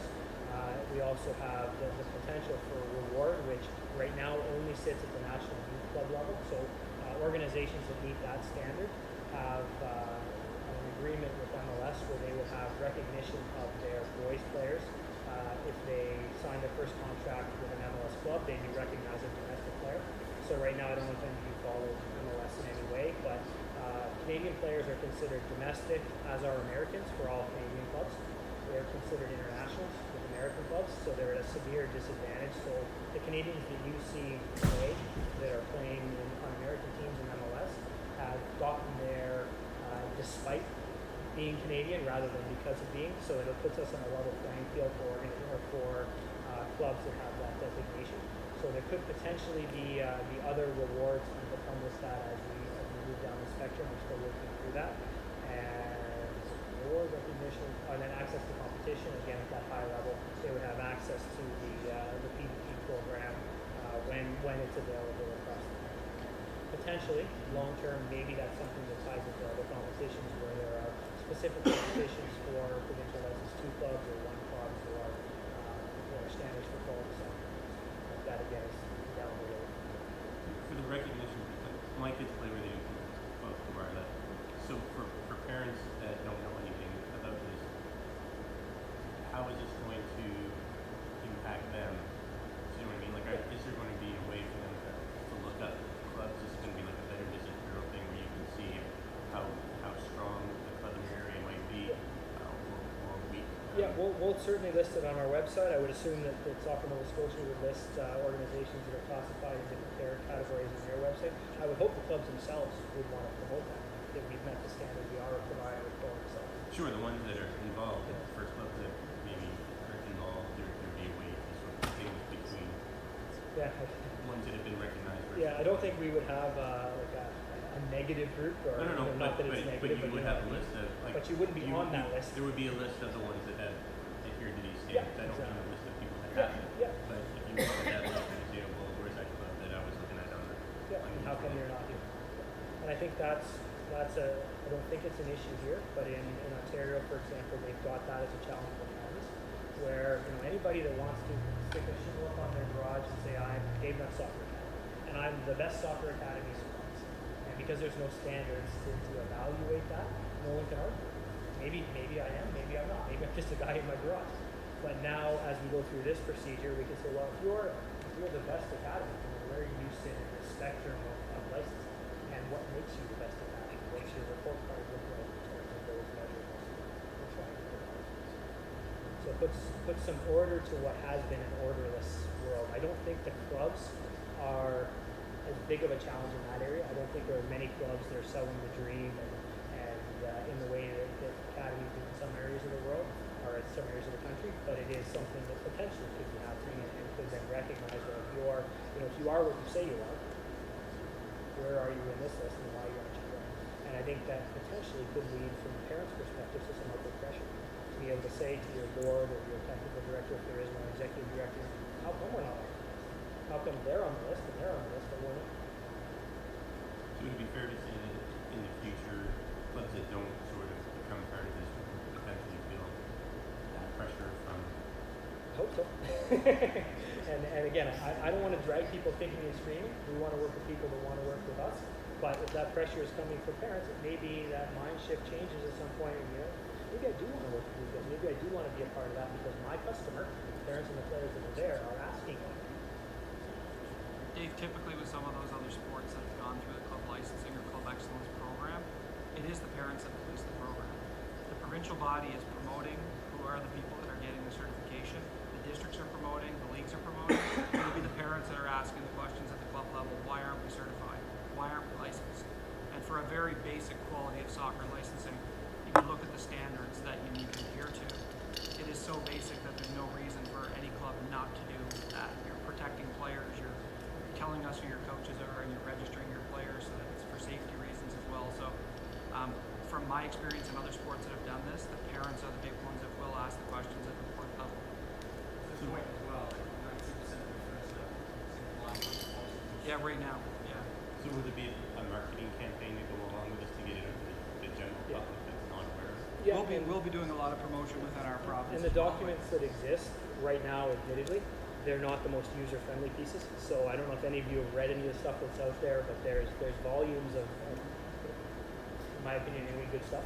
But there's very few people that probably are as dedicated as you are that would be willing to spend 2 hours, never mind spend the time to read these documents on their own. So we need to create user-friendly versions, parent guides, videos, little things that allow us to be able to communicate the messaging that I'm trying to bring across to you about what this program is and why we think it's a good thing, why we think it's important, so that they can understand it as well.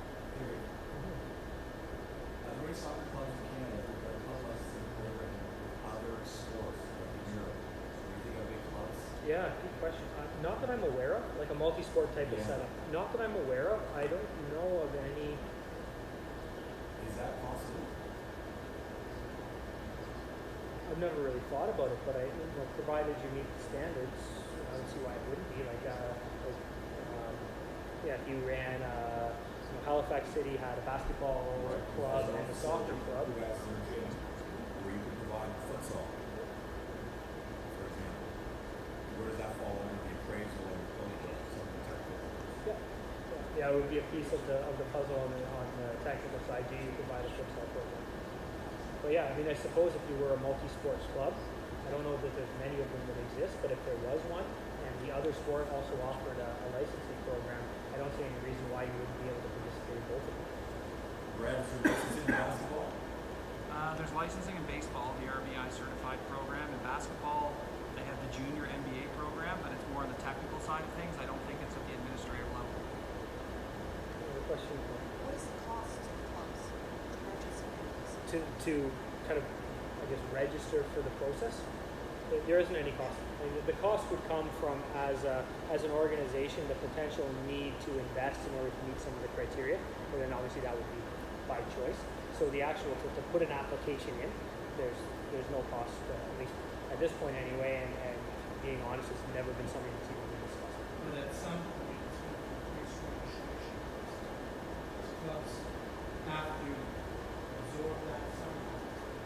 How do we eliminate that? Could potentially, if in order to reach the level that you would like to be registered at, you need to invest in your capacity in order to get there. So you need to hire a technical director, say, or you need to invest in a consultant to help you create a strategic plan or something along those lines. But that, I think, for me, and as Mike said, a lot of that is about enhancing the capacity and the ability of a club to be maintained longer term. So I think that as a club would be a choice that you're making to say this is a necessary and positive investment in order for us to meet the strategic priorities. Where I used to work, if I wanted something, I had to go to the top dog and say, we need this for our facility. You would be sitting at the top dog.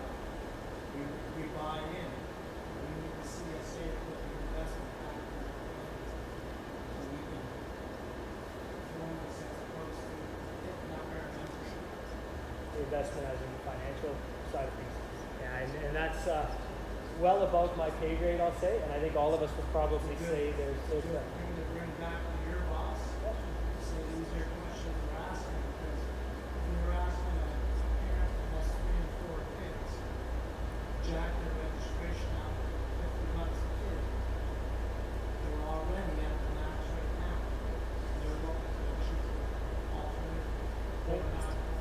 That's a fair point, and I think that's knowing your own realities. It could be in that instance if your customers don't have any tolerance to the potential to increase the based on the potential to get increased service for that increased fee, then it may be that you need to say, look, I'd like to be a part of what you're doing, like to move to a higher level, but our customers aren't willing to move on the price point, and financially, we can't make the investment to get to that higher level. Fair play. Is there anything in that? There's nothing right now in terms of money coming back to the clubs through the license at any of this. And I don't foresee that happening in any time. Dancing around, and I want to hear you say, I will ask the question. I mean, I can ask the question, but I'm telling you what the answer is. There's no money coming back in the foreseeable. Not to say that's not something that could happen long term. If we've got a World Cup that we're hosting, we've got the potential of a professional league. The landscape is changing, so never say never. But I would say it's probably not likely in the foreseeable future. I have a question on the National Youth Club. Yes.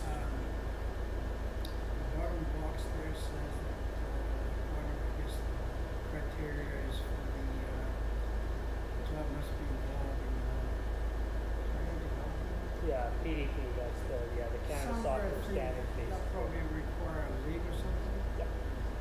Here's my question. I am a very aggressive club, lots of money, lots of technical people, lots of everything. I want to play. Nothing doesn't materialize. I get punished. I hope not.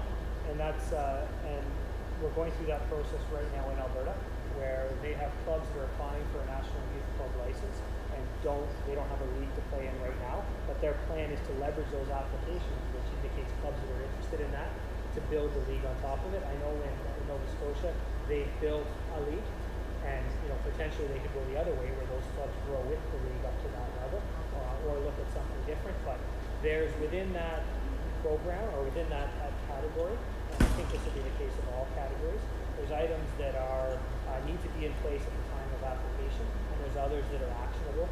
So there's things that may take up to 2 years to get in place. So as a part of that process, you tick all the boxes today that are necessary to have in place. The actionable ones we're going to work on over 6 months, 12 months, 18 months. Yeah, I think it's more than 6 to 18 months. My fear is that I honestly don't think that there's 4 clubs that will rise to the top. A little while anyways. Yet there's 1 or 2, maybe two clubs in my opinion that can't fit into those levels. And there's no league. We'd love to get the designation of national because we've met everything else. Everything. Well, I mean everything. Yet because of this sports and culture in the Atlantic provinces, we just don't have one. We don't have one of those things. So Yeah, and I think the way the criteria is worded, it's I think that criteria participates in the Canada Soccer Player Development Program or other recognized league, and that would be the caveat to that. That if the club ticks all of those boxes, but nobody else around them wants to come for the journey, we're very unique. We have a league called the Nova Scotia Soccer League that was started in 1983. Bruce Henderson was part of that in 1983. 30-some years. Constant operation. Glory years, social years, still there. No other sport province can make that claim, in my opinion. So therefore, if everybody does it with Elevate, if it's going to be costing all kinds of money, things like that, what can that league do to be the replacement criteria? And I think once once that information is available, so once the PDP documentation comes out and you see these are the expectations that go with that, it's a conversation to have with Soccer Nova Scotia and through Soccer Nova Scotia up to Canada Soccer to say, will this league meet the standards, or can this league meet the standards in the future? Do we need a new league to be able to replace that? Do we need something that services a bigger area than just Nova Scotia? So I can speak for the Prairie provinces. There's a little standards-based league in Saskatchewan that we set up that's been around for about 4 years. It's not long. It's got 4 teams because that's the same situation. We've only got that many clubs, and those wouldn't be national youth club license level by any means, but they would be the most progressive clubs in the province.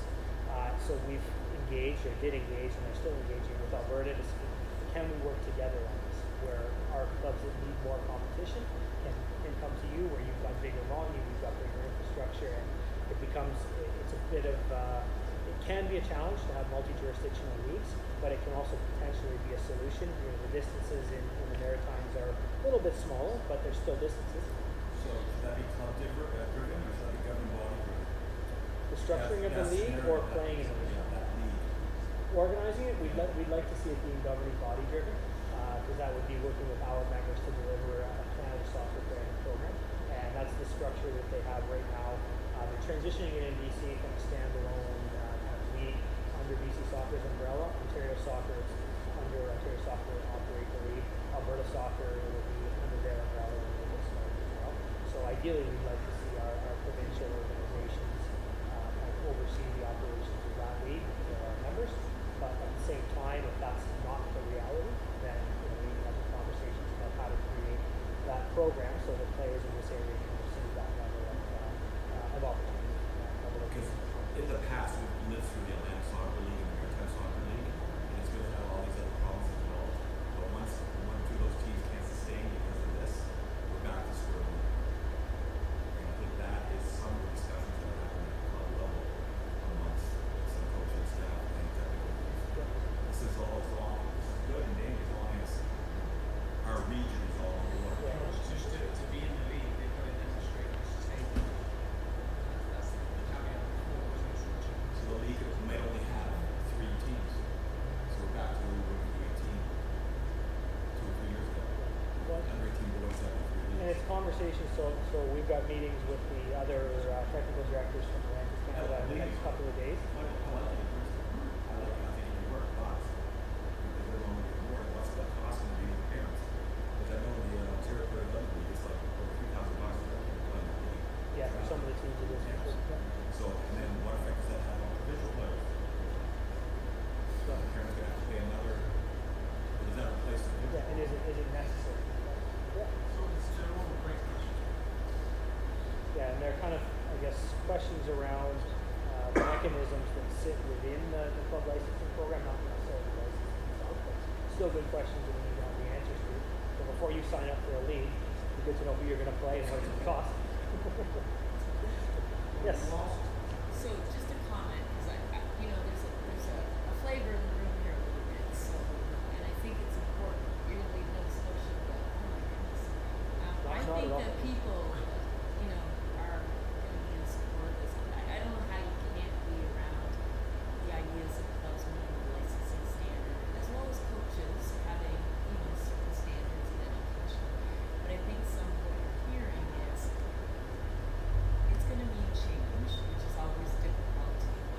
But I think it's also having some sense of what supports are going to come from you, come from Soccer Nova Scotia, because clubs are really challenged, and it's great if you've got a great big paid technical staff, but the reality is it's still mostly volunteers, both in the coaching and that whole let's get this organized, and I think that's where probably you're hearing a lot of room, because I think some clubs are going to have to make some decisions around what makes sense, because finding somebody full-time and invested and make those linkages and be able to go to meetings, it can't be done. Like part-time people, like I have a full-time professional career, as do many of the people here, and it's not feasible. So to meet some of these things, especially if you want to be at the higher level, requires us to have that, which requires all of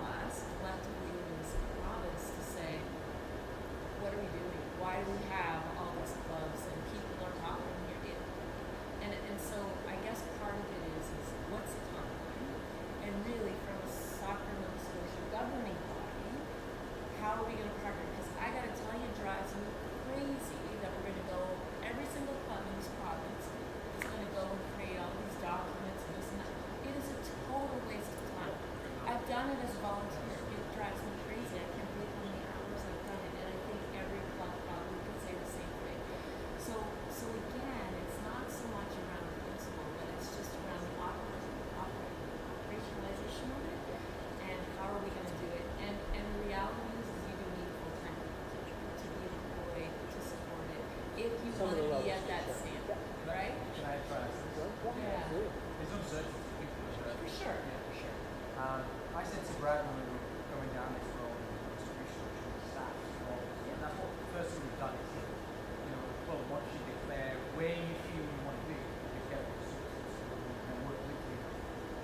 And this is the key part, and I said this to Brad, if the stakeholders at that club made a decision to go a direction and their board members engaged, their administrative staff engaged, their technical teams engaged, if they have that, if they don't get to the standard within the resources that they have, for me, I think we're on the hook for those. But it's engaged. If we want to look at it and go, well, we want to be the top one, but we're not really that bothered about doing it, we don't have the capacity, then what we have to do is lower expectations. Because clearly we should start doing that capacity to do it. But we need to manage that. First and foremost, if you're engaged, wherever you want to land on that, those 4 pillars, with your resource, it's our job to support you to get it. If we can, and you're engaged, then I have to look at Julia, Matt, these guys are engaged. They've got the resources to move the file. But right now, the question is, I don't know that everybody has the resources. When I look at the number of TV listings that have been up in the I'm just. you know why? Do you know why? No, that's not what I mean. Do you know why? We need I'll tell you why. I had a phone call on me yesterday from another TV, saying I'm out. This is absolutely. I know. I'm not living in the weeds anymore. I get bullied, I don't get supported, around me for doing it. This is what trying to fix. We're not losing. We're losing good people. We're losing good people. I agree around 100%. it. And you're going to lose good volunteers.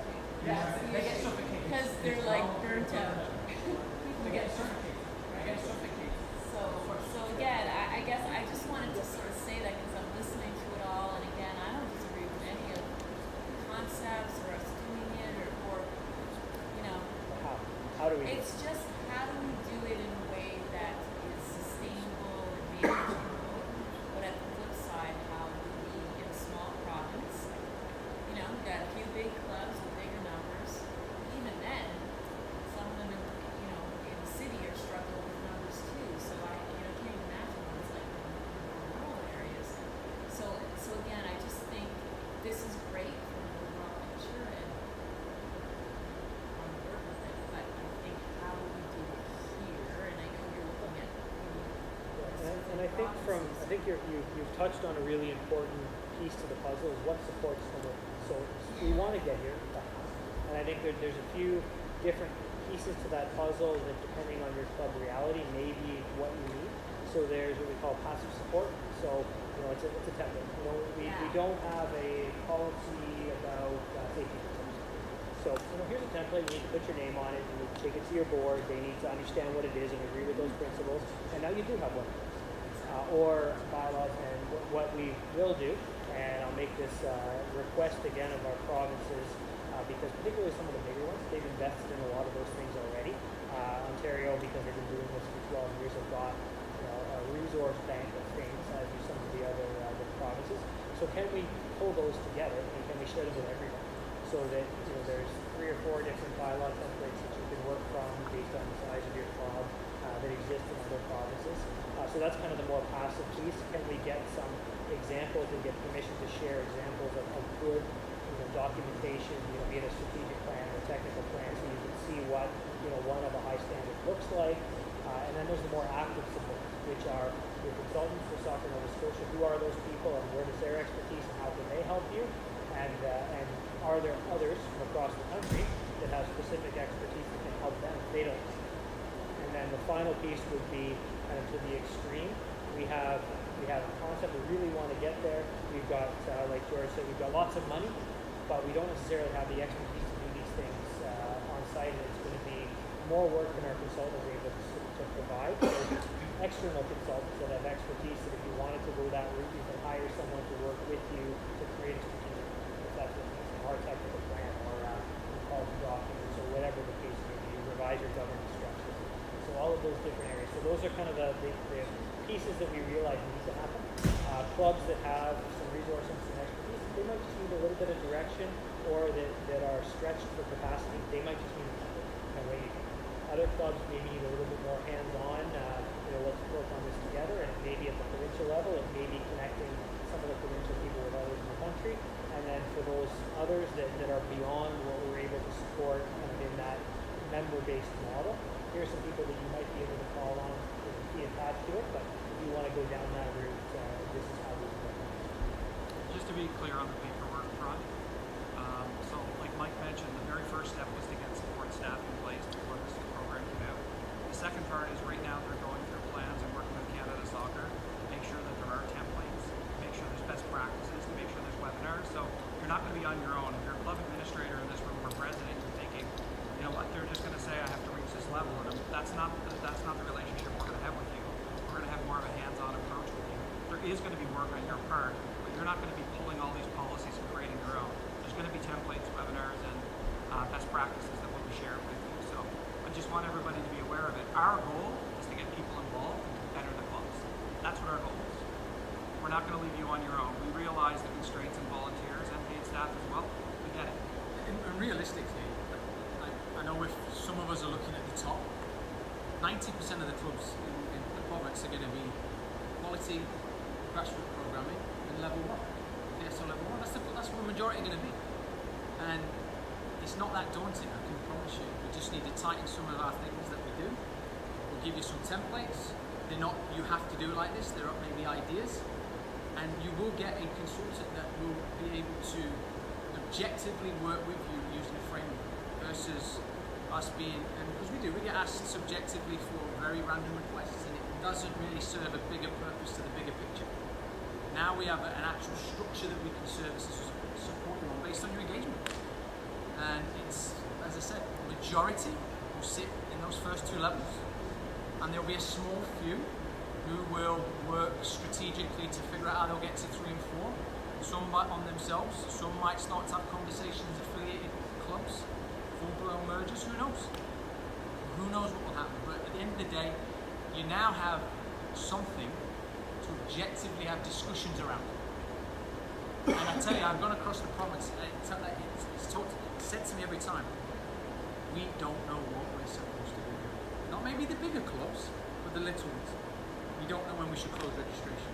We don't know what we should put on our registration forms. How much should a U4 program cost? They literally are begging for some guidance. So what are we looking at with timelines? Like if you're talking about licensing as well as the coach education So the rest of the year, we're going to try, and rural Nova Scotia is unique because they're now going into a downtime where they'll close shop. But for the rest of the year, we want to engage as many people that are still operational. Educate, work one-on-one out with Storm and Portage Lake on the 20th, UDFC on the 24th. Suburban region we've met, they're going to come back together again. The Halifax region, I think we're actually reaching out to the presidents again to do the same thing. And then in the spring, it's about engaging those clubs as they're starting to, resurface.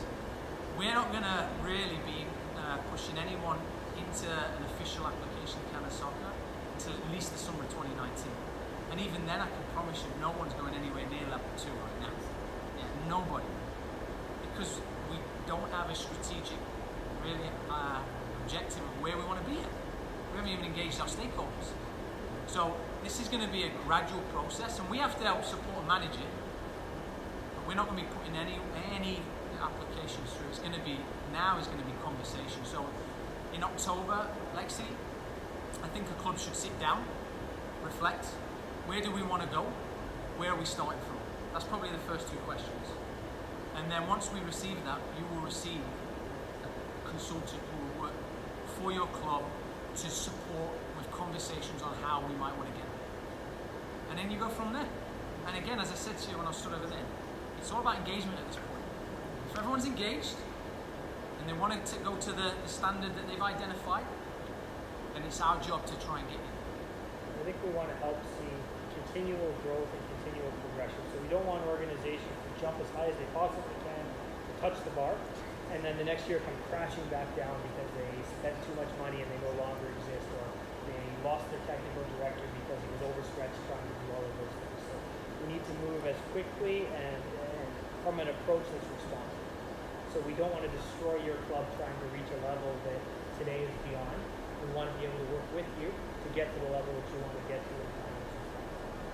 And so Last piece of the puzzle, we've talked about this a little bit, and this is actually the part for me that I'm most excited about, is the appraisal piece. So this is the idea of measuring what matters. So the areas around player attraction, player retention, player progression, and player transition, same ideas from the coaching perspective, and are we living the behaviors in as that we've committed to with regards to the principles. And the way we do this, we borrow a little bit from business, but we look at kind of a 360 appraisal process where we ask the clubs, how are you doing? You've set out some goals for yourself, you've got a strategic plan, you've got an action plan. How are you doing against those things? Are you ticking the boxes, continuing to progress? Is there areas that you're struggling? What can you do? We ask the governing organization, be it a district or be it Soccer Nova Scotia, what's this group like to work with? Are they living the principles and living the behaviors that they said they We talk to the stakeholders, the parents, through surveys. Does this club demonstrate the behaviors that they said they do? So they said they're focused on safety. Do you find that in your experience? And then the final piece, which I think is a little bit unique, is we talk to other organizations that work in the same sphere, be that same competitive level, same geographic area, whatever it is. So what do they like to work with? Because I think probably all of you would agree, you are the best assessor of what other clubs that you work with. And I'm sure you would all say, those are the ones that are in my parking lot trying to recruit my coaches or trying to recruit my players and trying to recruit my coaches. Or, you know what, they're really good. We get together, we have meaningful competition, they behave professionally, they're all about the development of the players, and we really enjoy our relationship. And then you have everything in between. So that idea that the way we evaluate the principles is just as important as how we evaluate some of the more black and white. So does your technical director have a B national license in the tick box? But so are you providing a safe soccer environment? And the way we get that is by engaging with more stakeholders to understand what the programming looks like. And it's called an emerging field. And the timing of this presentation is good. I'm actually off to Vancouver next week to do some training in this area. Because what I've realized as we started to go through this process, and it's been mentioned a few times today, it's actually a massive social change project. It's not a soccer project. So I've been looking to areas kind of outside licensing and soccer to get an idea of how they measure these types of things. So looking at homelessness reduction strategies and poverty reduction strategies. So how do you measure the effectiveness in these areas? So for me, it's exciting because it's emerging and it's something that hasn't been done before, and it's also something that ideally measures whether we've actually changed people's behaviors. Because that's what we're looking for, going back to that very first slide with the gears. We want to set out expectations. We want to use those expectations to drive behavioral change. And then we want to be able to measure whether behavioral change is happening. Because I think as a collective, I haven't met anyone in the province who would disagree with the idea that if we get more kids playing the game and falling in love with it, keep them playing the game for longer, move them on to higher levels of play if that's what they're looking for, and transition them into the ever needed volunteer roles, coaching roles, referee roles, then we're going to be behind where we are today. If we do a better job in those areas, we're sure to be ahead of where we are today. But how do we do that? How do we measure whether we're doing it? And how do we kind of strip out some of the noise to understand whether these changes, be it features, whatever it is, are actually responsible for some of the changes that we're going to see in our game over the coming years? Or, did I just walk in and stand up here at a great time and all of a sudden there's a massive spike in registration and I go, look what we did. But it had nothing to do with anything that Canada Soccer Nova Scotia did. It was some external factor that impacted that. So for me, that's the area that I'm most excited about is that opportunity to actually guide us in a different direction, or maybe it's the same direction. Maybe it's been a part of what we've always been doing, but to be able to better capture that and better reflect that in the assessment that we get for our clubs at the end of the process, or the appraisal, depending on how you want to talk about it. We picked appraisal because it's the assignment of value as opposed to assessment or evaluation, which particularly in the soccer world carries a bit of a connotation when we say it's evaluation. But it's using a valuation framework in the business sense of the term. So that idea that your report card at the end of the process looks at how you're doing in those key indicators. It's got some information about how you are walking the talk in terms of what you're doing against those principles, and that becomes how we decide what the quality is. Not the ones that win the most championships or go to the most club nationals. That could be something that is a byproduct of a very well-run club, so we have fantastic retention numbers. We develop lots of players. We have a cradle-to-grave setup that allows us to operate in all these different competitive spheres, and we win championships. Versus, we may not do any of those other things particularly well, but we're really good at recruiting the best players, putting the biggest, strongest, fastest together, and winning our under 14 boys competition, so that we can put our hand up and say that we're the best. So again, it comes back on the appraisal side to measuring what matters, and at least what we think matters based on a principle-based approach, and what we think youth soccer should be about. So that's me. There's been some great questions. I'm cognizant of the time as well, but I'm happy to stay. I don't know where to go, so I'm happy to stay and talk more. It was great that we had questions along the way, because a lot of times what happens is you save them all up to the end, and I get to this point and everyone's like, and there's no questions that come out. So there's been good questions along the way, and I'm more than happy to continue the conversation and take any questions that you still might have, and may refer them to Mike and Brad. And also very happy to, if you're the type that likes to go away, reflect, and think about things, or just isn't comfortable sticking your hand up in this setting, reach out. Let's have a conversation. I'm happy to provide my contact information, and I know Brad and Mike and their team are accessible as well. So, questions?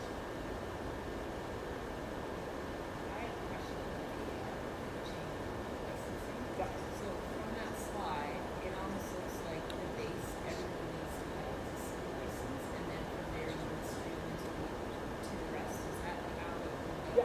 Yeah, so outside of the community stream, so to access the community stream licenses, you still would do it as you always have. You can go and take fundamentals and training, whatever it is. The licensing stream, the C license provides the base, which is the coaching methodology and those types of things. And once you've got that, it's children's license, youth license, BEHAVIOURS. And so what's the rollout date for those courses and so forth, starting? The community stream ones? Okay, so community stream, we're hoping to have all of the online theory components built by the end of this calendar year, so that we can pilot the practical early next year and have them ready for when we get into the busy coach education season, which for most provinces, BC being an exception, is kind of that March, April, even into the winter season. So we're really hoping that we have that new delivery model available by then. The C license exists now. The B license part 1 exists now. The children's license has been piloted. It will roll out across the country next year. I'm very confident in saying that. Youth license, the goal is still to pilot it this year, but staffing capacity may impact that. If we can get it piloted this year, we should be able to be rolled out at the end of next year. So it's usually about a year kind of process from the first time you pilot a license to getting the okay to actually deliver it. And then the other ones, B2, National B and A, those will continue to exist in their present format until they become the priorities, which is once the children's license is issued. But they will get a facelift as well for those that have gone through that process to align more to all of the new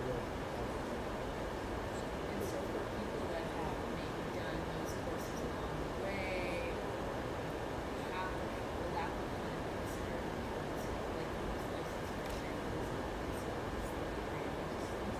Yes, so there's no equivalent to the youth license. You actually need to take the workshop, but if you have, for example, you've got an existing National B license, or you haven't gone back and done the C, you can still access the fair. You don't need to go back and do the C to come through, because you've already demonstrated competency at that point. So you wouldn't be able to say, look, I've got an A license, give me my youth, you have to do that, but you don't have to go back and redo it. And same with the B1s, if you've got a B1. Thank you.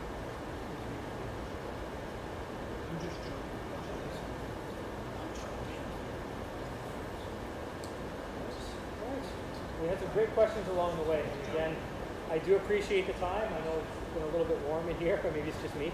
But again, like you said, I'm not going to walk out of Nova Scotia thinking these people are crazy. I'm actually going to walk out of Nova Scotia thinking this has been really good. There's been some good questions that have helped me to understand what some of the barriers or some of the thought process might be, some of the things that we need to support Mike and Brad and their team on to make sure that they've got the right tools and information to be able to help all of you to make sure that you're able to participate at the level that you like. So again, I'm going to grab a couple of cards. If anybody does want to touch later on, by all means, connect with me. And